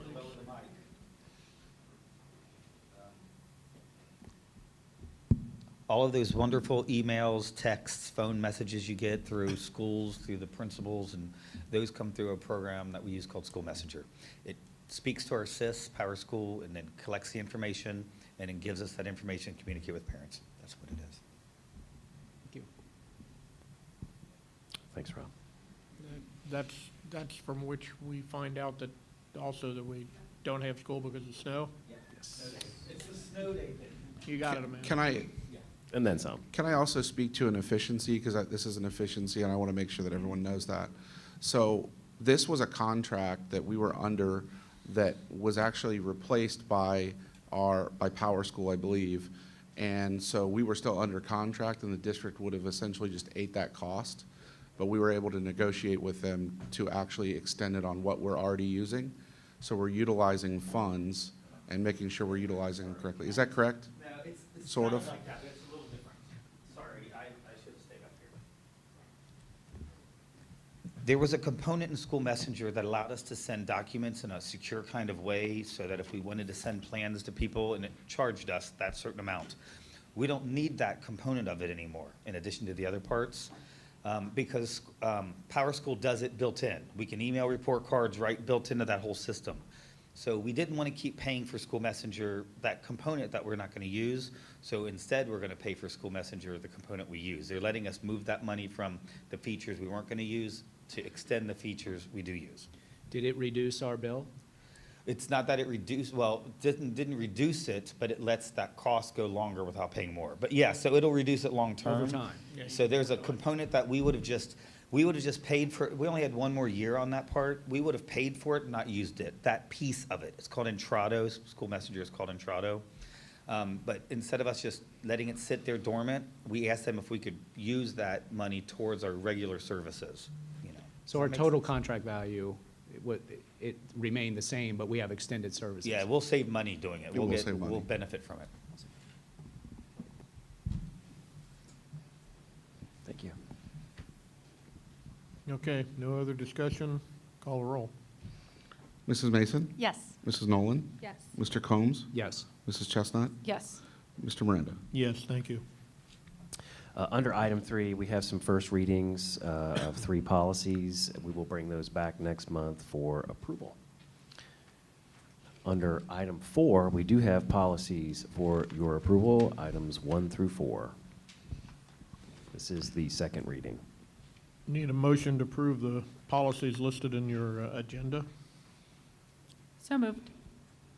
Second. Discussion? Paul, I have one on number 2, or on, yes, number 2. Recruiters. So when I read all 4 of these policies, I looked at the recruiter policy, and I wanted you to share a little bit more about the privacy implications of that, because it appears that we can now share the information with the branch of the armed forces, where before you had to opt into that. Is that correct? So actually, I think it expanded what we consider directory and non-directory information. So is this the second reading of the recruiter? Yes. Okay, great. So that's really what it is. And as a parent, I have been contacted, and your child gets contacted, and you just say opt out. So we typically do not provide directory and non-directory information, but because it's the military and it is part of, our global being an American citizen, they do have some liberties to recruit in the schools and use some of our directory information. Yeah. Okay. It caught my attention just because I'm always interested in privacy policies, so thank you for that. You're welcome. As how it actually works, it came up in Power School. I was in, Final Forms, looking to update athletic forms, and it was there to opt out. It was its own. On the list, you have this many forms to fill out. It was one of them. Yeah. With the opt-out, makes it more palatable. Any other questions? Call the roll. Mrs. Mason? Yes. Mrs. Nolan? Yes. Mr. Combs? Yes. Mrs. Chestnut? Yes. Mr. Miranda? Yes, thank you. Now moving on to Human Resources Business, Superintendent Spicer, and I will remind you that we are separating items A, B. A, 1A, and B, and C. I got it. Yes. We're on it. So asking for your approval under item 1, administrative personnel approvals, A, B, and C. Need a motion to approve item G, 1A. So moved. Second. Discussion? Jeff is finally retiring. I don't think he is. Is he? Is he going somewhere else? Oh, Jeff Zidron, yes. Yes, he is. No, not Jeff Johnson. I'm sorry. I'm like, just like, what? Yes. Yes. Surprise. It's been a long night. Yes. We don't have any big Let's projects. have some order here. Yes, Mr. Zidron, that is Was it correct, pink? yes. Yes, absolutely. Jeff Zidron is a wonderful human, has been a great asset to the district in his short time with us, and certainly a longtime educator in Southwest Ohio. And he's worked in various capacities through the district as well. Correct. Yes. Okay, we have a motion and a second. Any other discussion? Call roll. Mrs. Mason? Yes. Mrs. Nolan? Yes. Mr. Combs? Yes. Mrs. Chestnut? Yes. Mr. Miranda? Yes, thank you. Asking for your approval, items 2 through 5 in personnel, and would like to note in certified, we have a couple of retirements. We've 2 got, through 5. We we've got separate. G1B next. Oh, you wanted to do those Yeah, separately. we're doing it in order. Yeah. Understood, sorry. I thought I heard her say A, B, and C, my apologies. G1B, asking for your approval. Need a motion to approve item G1B. So moved. Second? Discussion? Mr. Spicer, it's my understanding, and you can share this with me, of course, that the options for administrative contract extensions range based on tenure between 2 and 3 years, or 2 and 5 years, correct? Administrator contracts can be 1 through 5. 1 through 5, so it's not 2 Yes. through 5, 1 through 5, okay. Yes. Any other discussion? I'm just going to explain why I'm going to vote no on this. And it's not because I don't like all of these administrators. It's simply because in light of where we are standing with possible negotiations and contract renewals, I think going with 2 years instead of 3 gives us more flexibility in possible contract negotiation updates. We don't negotiate with them. You don't? No, not with administrators. Oh, okay. They're not part of MEA or MCEA. Okay.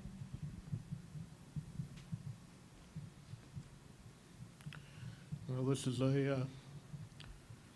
certainly a list, at least in my humble opinion, of Milford's finest.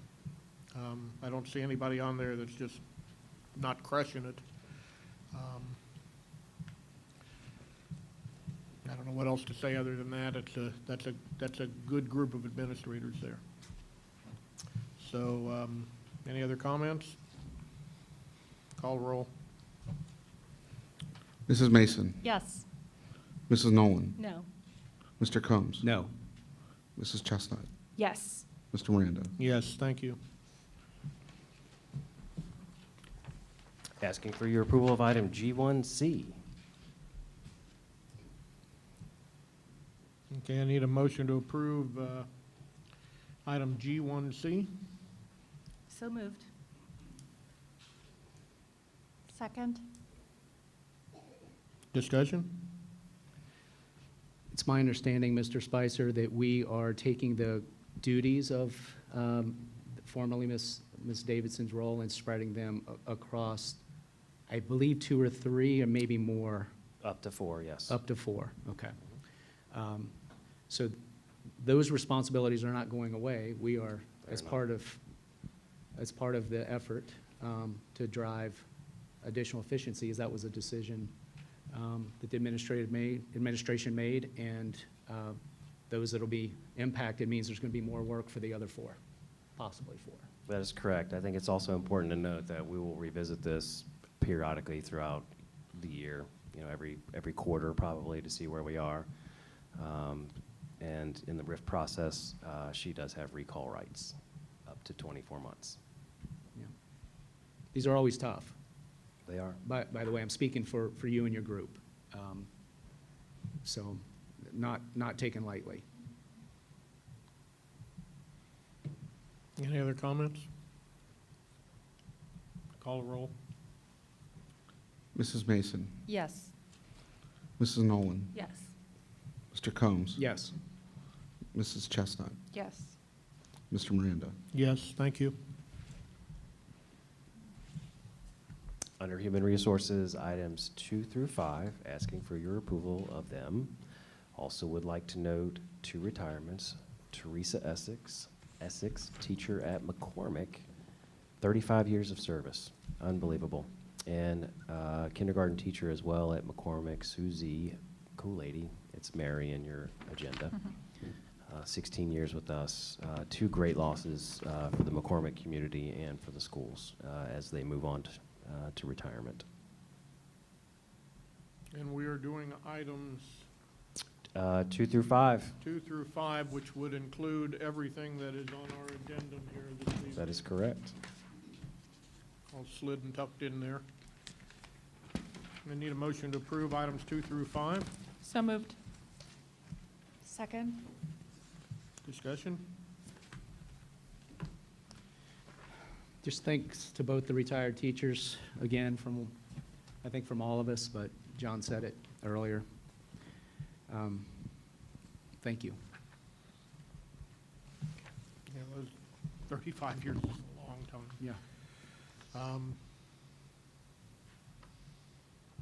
Okay, so we've got a motion and a second. We need to call a roll, right? Yes.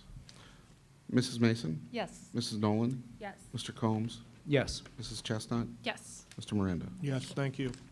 Moving on to curriculum instruction, Superintendent John Spicer.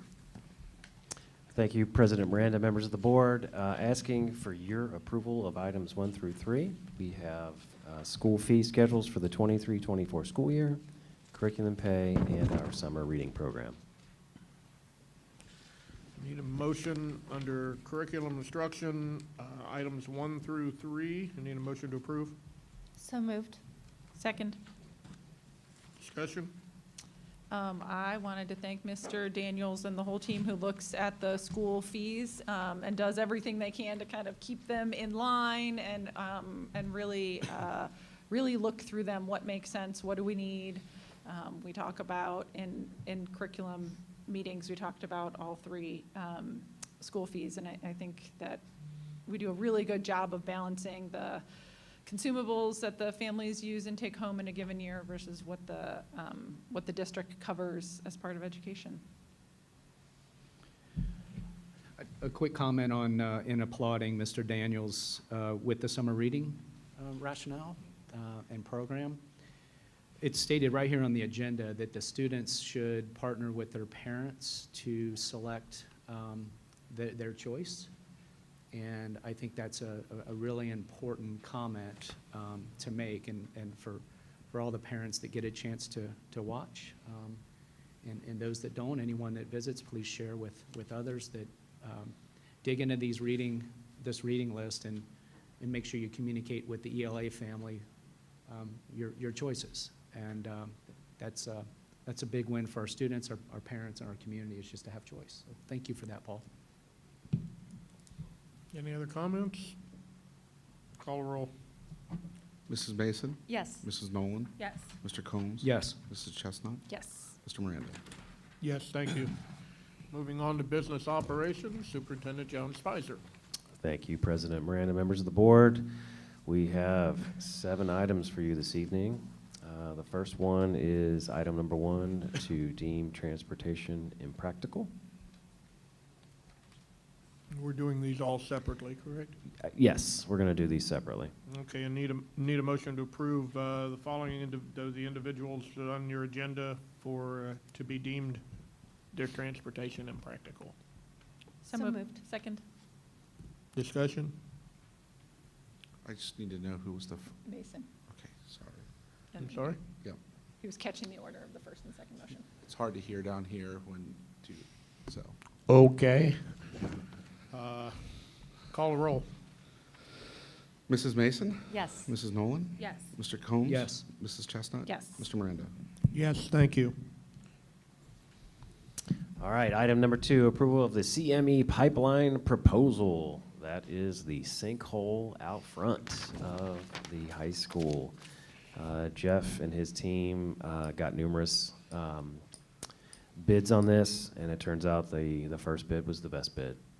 So there it is. And Jeff, it's pretty much in line with what you assumed beforehand, wasn't it? I thought he retired.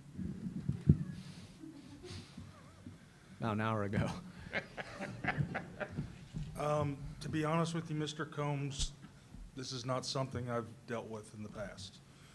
We received one of the local contractors is an expert at doing this kind of work. Took a couple of weeks to get initial pricing from them, and I'll be honest with you, it was kind of sticker shock. Knew it was going to be expensive, but still sticker shock.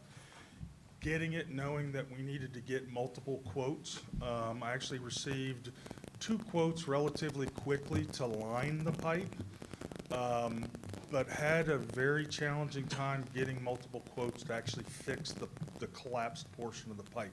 It's one of the reasons it's taken so long to bring this to the board. It's a difficult, dangerous, and challenging project to fix. And again, after I got 2 quotes to line the pipe, 2 quotes to fix the pipe, you match those 2 up, the 2 lower bids of those, the next lowest price is about $360,000. So I felt confident that these guys knew what they were doing. We just needed to make sure we did our due diligence to make sure that we were getting a fair price for that work so that we could, in good conscience, bring it to the board for approval. And I think we've done that. $100K isn't in an unexpected expense is a lot. It's something we can't avoid. This is a hazard for our students. So it's just one of those things that we have no choice. And thank you for the due diligence with multiple vendors. I know it's a pain in the rear end to do that, but you brought to us what you feel is the best, and you know, trust it. So thank you. I've looked at that from a safe distance, just so you know, and Stay outside the fence. I just kind of wonder if you get a good left-handed hitter out there, if he hits it in that, is it a ground rule double, is it a home run? They will not be playing on it until it's fixed, so it's moot. There you go. Okay. Now I've lost my train of thought here. We need a motion to approve? Do we have the motion already? We don't have a motion or We something. need a motion to approve this expenditure. So moved. Second. Discussion? Mr. Zupka said we could take the dirt from today and put it in there, help fill it in. That was mulch. 0.001%. I think it would all blow away just carrying it on the shovel. Yeah, to kind of put that in perspective, we have a budget each year to do blacktop. That is the equivalent of the entire budget. And I won't be coming to you with a budget to do blacktop this summer. I expected as much. So we've got a motion and a second. Call the roll. Mrs. Mason? Yes. Mrs. Nolan? Yes. Mr. Combs? Yes. Mrs. Chestnut? Yes. Mr. Miranda? Yes, thank you. Under item 3, we have the approval of the Fieldhouse Amendment with Connor Construction. It's the GMP for $10.956334 million. Mr. Need a- Johnson, you want to talk about that? Need a motion to approve the Fieldhouse Guaranteed Maximum Price Amendment from Conger. That's at $10.956 million. So moved. Second? Discussion? Real quick, I just want to point out that when we did our SD estimate, the SD estimate was around 12.5 million, a little over 12.5 million. Continuing to work with Conger and SHP, going out and getting bids. You know, this is the price that came back for the GMP, $10.9 million. I do want to point out to the board that that number does include a $500,000 contingency, an owner contingency, not a CM contingency. So any change orders that might come up with unforeseen circumstances, we can use that contingency to deal with those issues. If those issues don't arise, we don't spend that money. So this is a guaranteed maximum price. So I feel really confident and really good about the direction that the numbers are coming in, not just for this GMP amendment that we're asking for, but also for the middle school that we're still working on. I've seen some preliminary numbers on both the early site package as well as the DD estimate. I'm not going to tell you any numbers because I haven't really had a chance to delve into them, but things are, I'm not telling you we're going to be back to our original budget, but compared to our SDH estimate, things are trending in the right direction. So things are better than kind of what they've been in the past. But I think these are really good numbers, and we've got good contractors to be able to get started on this. So, Go ahead. do you sure you want something? I have a question. When you provided us with the resolution that was 5.99, this was calculated into that as well? No, because of the timing in which this came in. But what happens is if we're under that 9.5 million that we've set aside for the middle school overage, any of that amount would go back into the principal and interest payments, or what? That wasn't what I was talking about. I was talking about the nest. Oh, yeah, it doesn't matter if it's the overage for the middle school or the nest or the auditorium, any of that, if That's all in the PI fund. Yes, It's gonna if stay we're in the under PI fund. budget, Okay. we essentially take that money that's under budget and apply it towards the interest and principal payments, or we don't transfer and do other projects that we need to do that would typically be funded by the general fund. Okay. So Jeff, repeat again the original budget for this project? It was a little over 12 and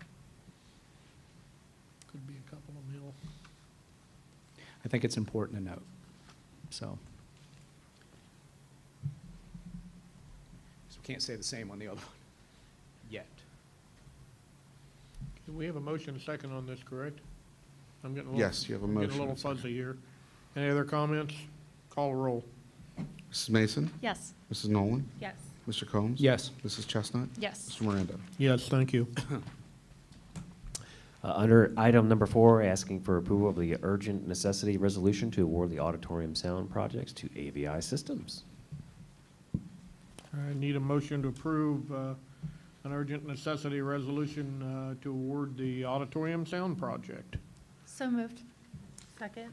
So I just want to explain this a little bit. When we were doing the design and the bid package for the auditorium system, the AV system within the auditorium had, within 2 to 3 years earlier, been upgraded. We did some upgrades to that system.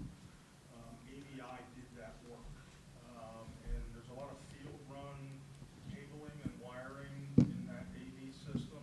And we talked about, do we include it in the bid package and end up with whoever comes in and maybe doesn't know the details of the system we have? Or do we go and look to AVI, get a price from them? They know the system, they know what they're dealing with. Obviously, it's still based on the design of the auditorium that Todd Burling and SHP put together. So we got a quote from AVI. Actually, their initial quote was about $120,000, but they had a quantity of some items that we caught that was an expensive item they included 4 of. We only needed 1 of them, to make a long story short. So we got it requoted down to 97. The budget that we originally had for this scope of work from Todd Burling was, I forget exactly, don't quote me, between 110 and 120,000. So we reviewed the quote, made sure everything was in line, and we're asking the board to approve this, and we think we're getting the best bang for our buck from a contractor who knows exactly what they've got and will come in and get this work done. And they'll work in conjunction with the general contractor, but it will be a separate contractor district below, as opposed to the general contractor that we've already got with KFI. Probably a stupid and insulting question, but I'll ask it anyway. You say we found some multiples that they had. I guess they're using those are planned as spare parts, correct? Because where I'm going. The part that the equipment in question were some radios, of which one item is a 4-pack that's valued in the nature of about $10,000. They included 4 of those, and I think it was just somebody looked at it and said, they asked for 4, 4 with 1 as opposed to a quantity of 4. That was really kind of the difference. So- Where I was headed was, is this a spare part that we might, 3 years down the road, have difficulty finding? No, as a matter of fact, when I first looked at it and I questioned it, I talked with Mr. Kaufman, talked with Mr. Trump, and I just, to clarify, this is what we need, right? And he's like, no, we only need the 1 pack of 4, not 4 of them. It was just, it was a mistake on the line item quantity of the quote, so. Okay. We got it revised and Good catch. So, Jeff, it probably won't surprise you to know, I struggle a little bit anytime we don't bid something out.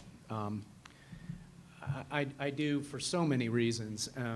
I do think there's value in working with somebody that knows your system.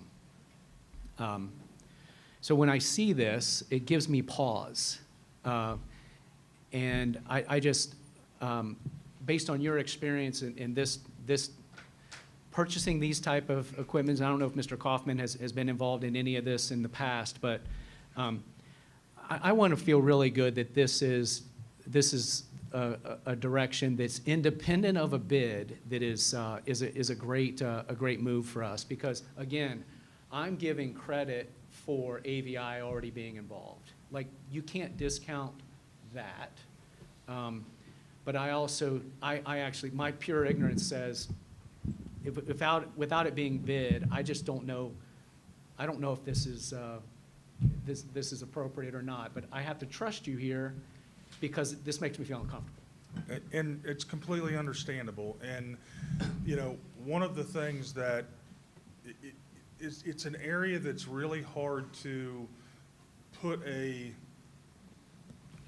detailed design together on, because there was a lot of field run cabling and things like that have been done, not just what AVI did a few years ago, but what was done the 3 years before that and the 10 years before that.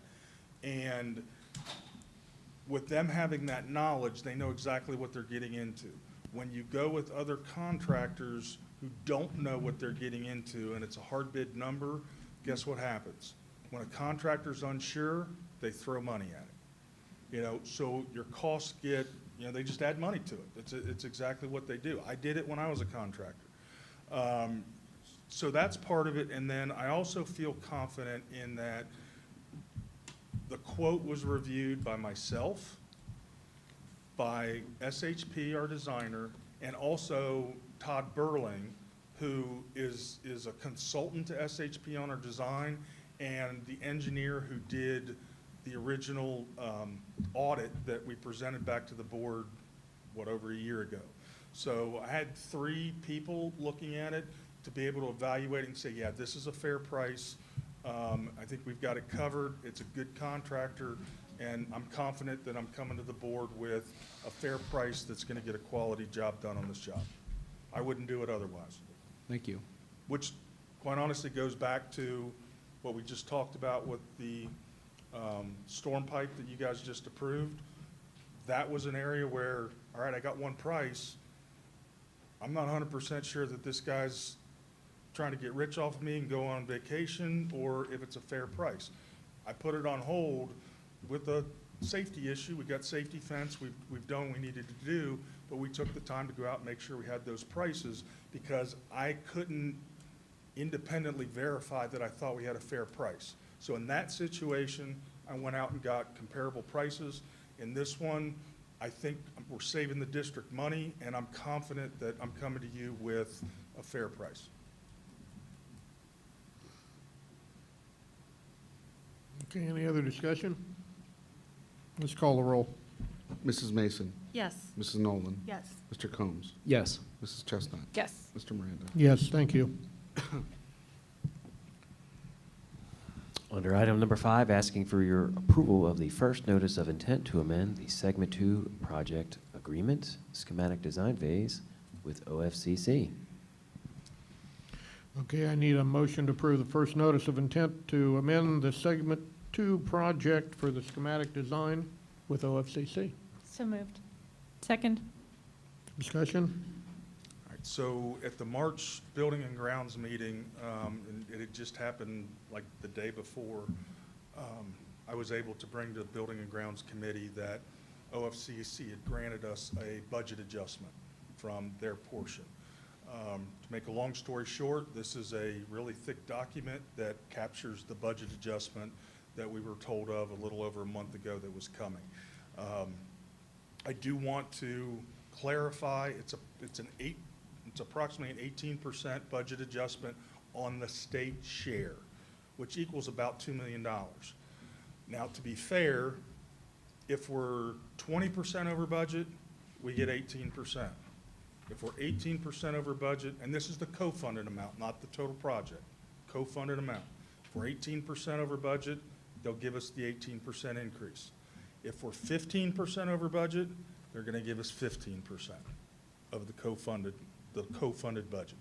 So that's the way this budget adjustment works. But this is an amendment to our project agreement that will allow that budget adjustment. So it's up to 18? Up to 18%. Yeah, it's not 18. That's correct. And it's the co-funded amount, which is significantly less than what it may look, what it may appear to be. Again, 18% is approximately $2 million. Yeah. If we're less than 18% over budget on the co-funded amount, it will be less than. Yep, okay. Yeah, because they're putting in about 11 million into the project. Right. So we got a $2 million variance that they approved, and that's what this is. Correct. Okay, any other discussion? Call a roll. Mrs. Mason? Yes. Mrs. Nolan? Yes. Mr. Combs? Yes. Mrs. Chestnut? Yes. Mr. Miranda? Yes, thank you. Under item 6, asking for your approval of the POR schematic design review. Okay, I need a motion to approve the POR for the SD review. So moved. Second. Discussion? So this is just a step in the process of working with OFCC. This is our SD design estimate, POR, Programmer Requirements Review. It's a pretty thick document. I think my Building and Grounds meetings were almost 300 pages this month. This is a big reason why. I don't want to, it's a process we need to go through to proceed with OFCC.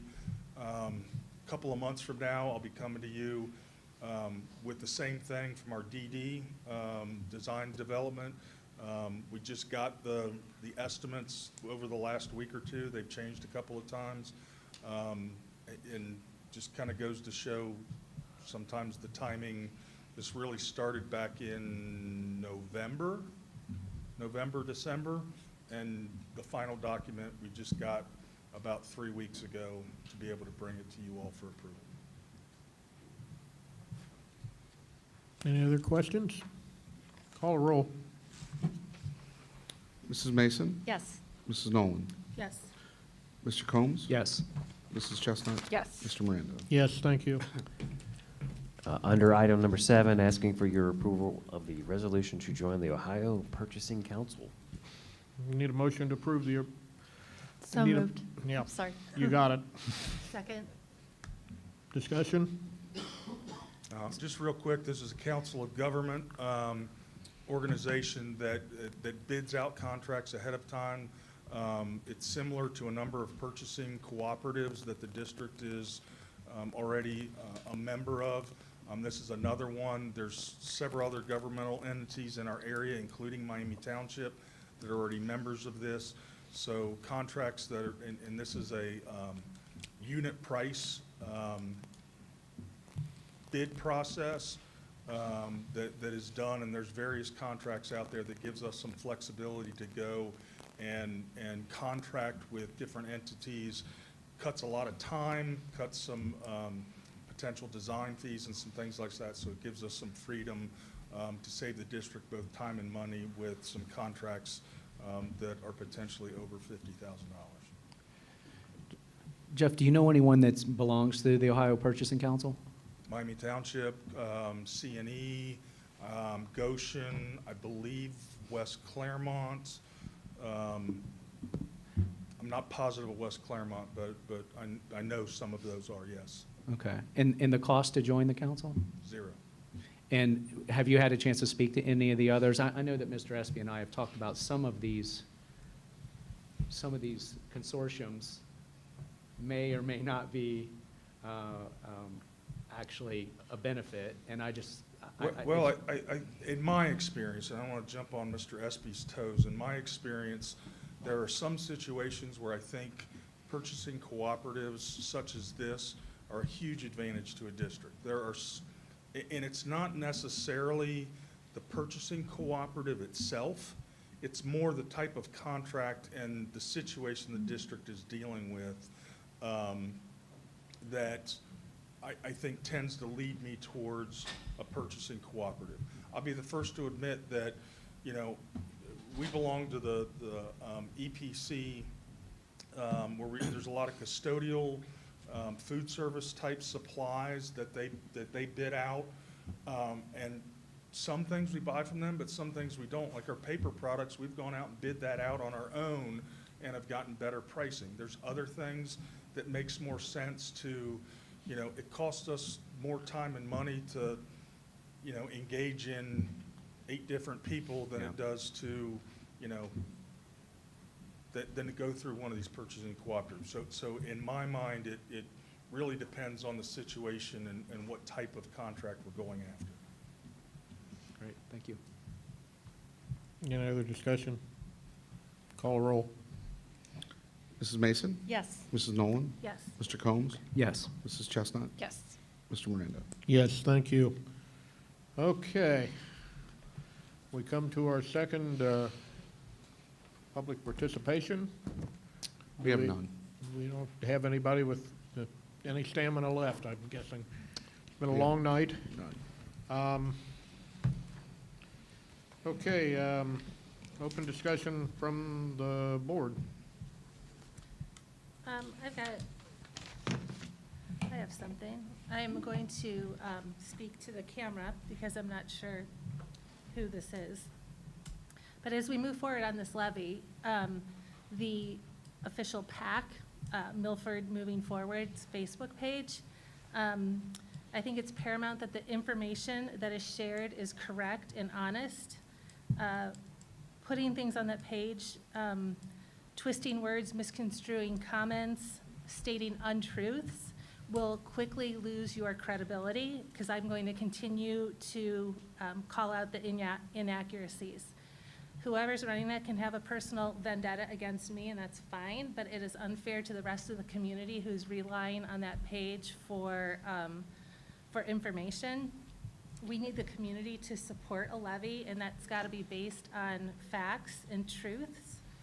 And if whoever manages that Facebook page is unable to do that, then I think whoever's running the PAC needs to reevaluate I who's want doing to, that. real quick, that is not the PAC. That is It's not? no, it is absolutely not the PAC. Okay. I don't know who it is, but it is not the PAC, and they are separate. Okay, well, I'm still going to call them out, so. Okay, but they are not the even- PAC. That's glad that it's not the PAC. I'm still going to call out the Facebook page because I'm going to fact check. So there's been 2 posts I was made aware of, so I went on there to look and I made some notes. So the first one was after the March 14th Finance Committee meeting. And it lists, I could read the whole thing here. Anyway, it lists if the recommended full 8.5 levy is not put on the ballot and passed, the district will need to make up the shortfall by cutting 72 teachers and staffing position, eliminating extras like honors, AP, gifted, art, music, increased class sizes, charging students for sports and extracurriculars. Students could be charged $900 or more, eliminating bus service. Please email board members and let them know you want to ensure Milford maintains the standards of our district. So it also says on here that some of the board members are not supporting putting an 8.5 mil levy on the ballot.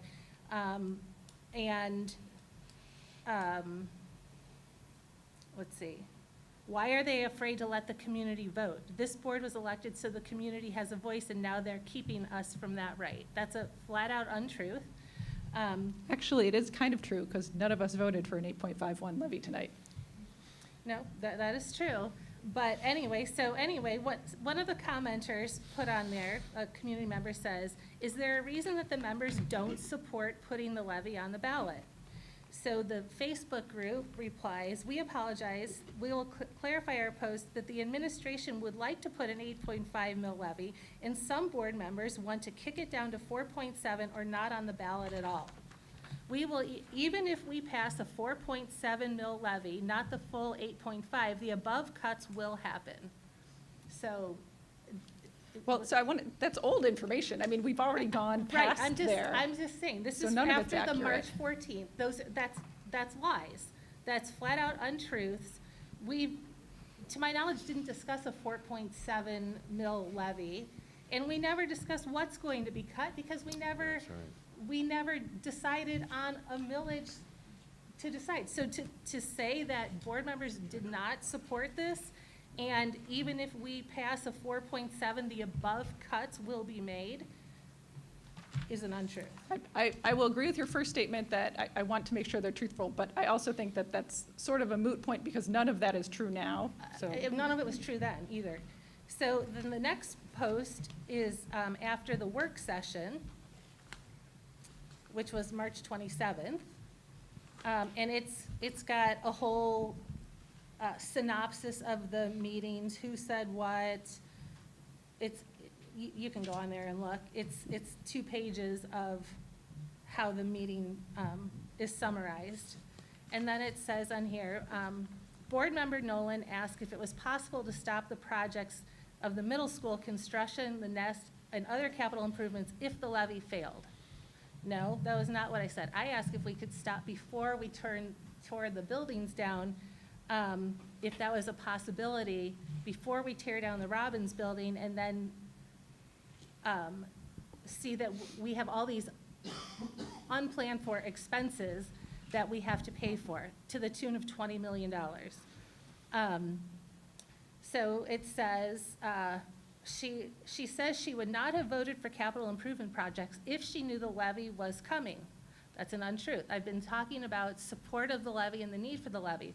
What I said is I would have voted differently on the nest in October if I knew 3 pieces of information. And so there is some community member that actually commented on this. And that community member says, your statement of the board member Nolan that she would not have voted in favor of building the nest last October had she known this levy was coming was not true. What she said is she would not have made she would have made a different decision on her vote in October had she had these 3 pieces of information. 1, that we're above budget, $7.5 to $9.5 million before breaking ground. 2, that we knew a levy was coming but didn't know that it was going to be an 8.5. And 3, that we were still paying for the 8th grade wing until 2036. That's what I said. So this community member says, I think you should review the video and reword your inaccurate post. Her comments start at 1.56 in the video. So Milford, moving forward, replies to her and says, hi, name. The words that Mrs. Nolan used in the video are quite clear. If you would like to post them verbatim, you're more than welcome. Thanks for visiting our page and becoming informed. This community member says, they are clear and your post is inaccurate. A second community member says, by name, this first commenter is correct. You have misconstrued your words. She says she would have voted no if she knew these 3 things.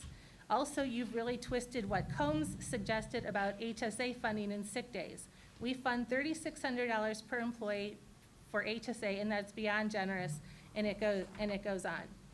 So that is completely untrue, and 2 community members commented to call them out on it. Wait, okay, Mrs. Nolan, you're picking one Facebook post, and I get it. There are things on Facebook. They're making comments, and this is going forward as information to the community. So if people are not watching this forum and stuff, there's 8,000 Milford pages. Whatever, it's being shared. It's one. being shared, and it's inaccurate, and it needs to stop. So I'm gonna keep calling it out. I'll call my. Dave has his good news. I'm gonna have fact checking. We've been here for a very long afternoon, and I don't care. It's one person on Facebook. I don't care. It's being shared to the community, and people are Who? basing decisions on it. It's being shared. So This is another inaccuracy. Another community member comments, I remember many years ago, the idea of grade level schools was considered, blah, blah, blah. I don't get it. Am I missing something?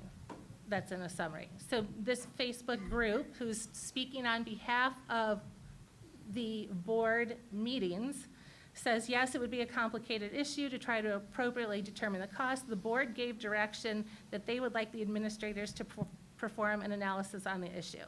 No, that's not correct.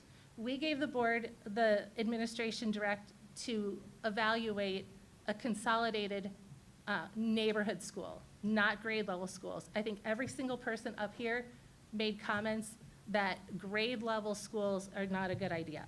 So that's incorrect. So I would encourage the community, if you're relying on this Facebook page, to actually watch the videos, because for some reason, whoever's running this page is feeling the need to skew and lie to you. And that's my take on that. I only thing I want to say is that our friend Morris is here in the audience. It's Yes for Milford. It is a PAC. I don't know who runs that. Our PAC is Partnership for Milford Schools with a slogan of Yes for Milford. I addressed that group and talked to them about stopping doing what they were doing. And they have backed off. And they have also identified that they are not a PAC. They're a group of family members that have nothing. It's Facebook and social media. Right, but Let it go. But no, that's not the point. The point is that other people in the community may rely on inaccurate information. So I'm just clearing the. I hope they're not relying on watching this videotape, because you just propagated everything they said for the last 10 minutes. Well, that's fine. Melissa, I will tell you that the Partnership for Milford Schools supports whatever the board decides. That's why I sit here and watch what you come up with. Once you decide tonight, we will back you up, and we expect every one of you to back us up as a community, because you voted on it. Okay, well, I'm glad to hear that you're not part of this. We need your support, you need our support. Exactly. That's what the PAC is there for. The PAC is not there for political bullshit, it's not there for social media. You don't see us put anything on Facebook other than the facts. Okay, well, that's good to hear, because other people are reading and sharing unfacts. Forget about them, let them drop. We've all had that at one point in time in our career here. Any other comments?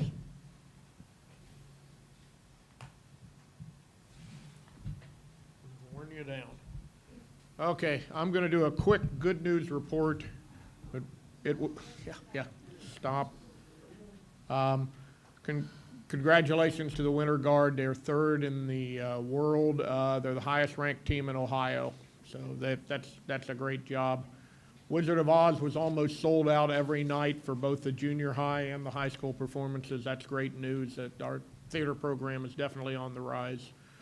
Here's one that nobody talked about tonight. Our treasurer, John Espy, was elected to the Ohio Association of School Board Officials Foundation for School Business Management Board of Trustees as an at-large professional trustee.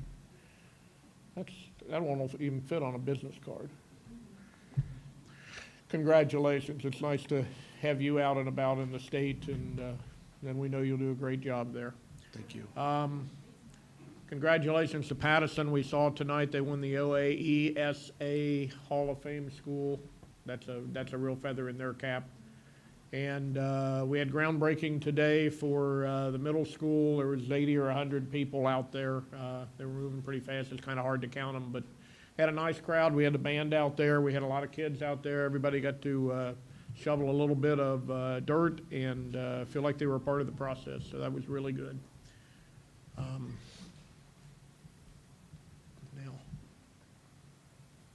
my computer's locked up. How about that?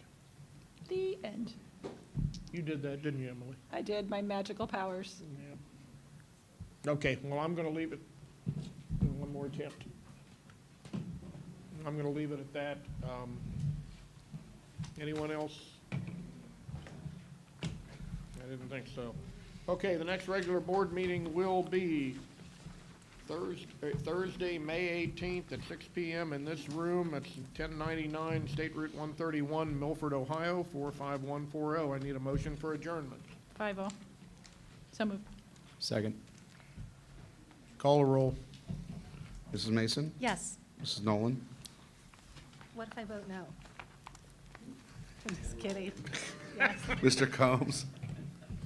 Resounding yes. Mrs. Chestnut? Yes. Mr. Miranda? Yes, thank you. Good night, everyone.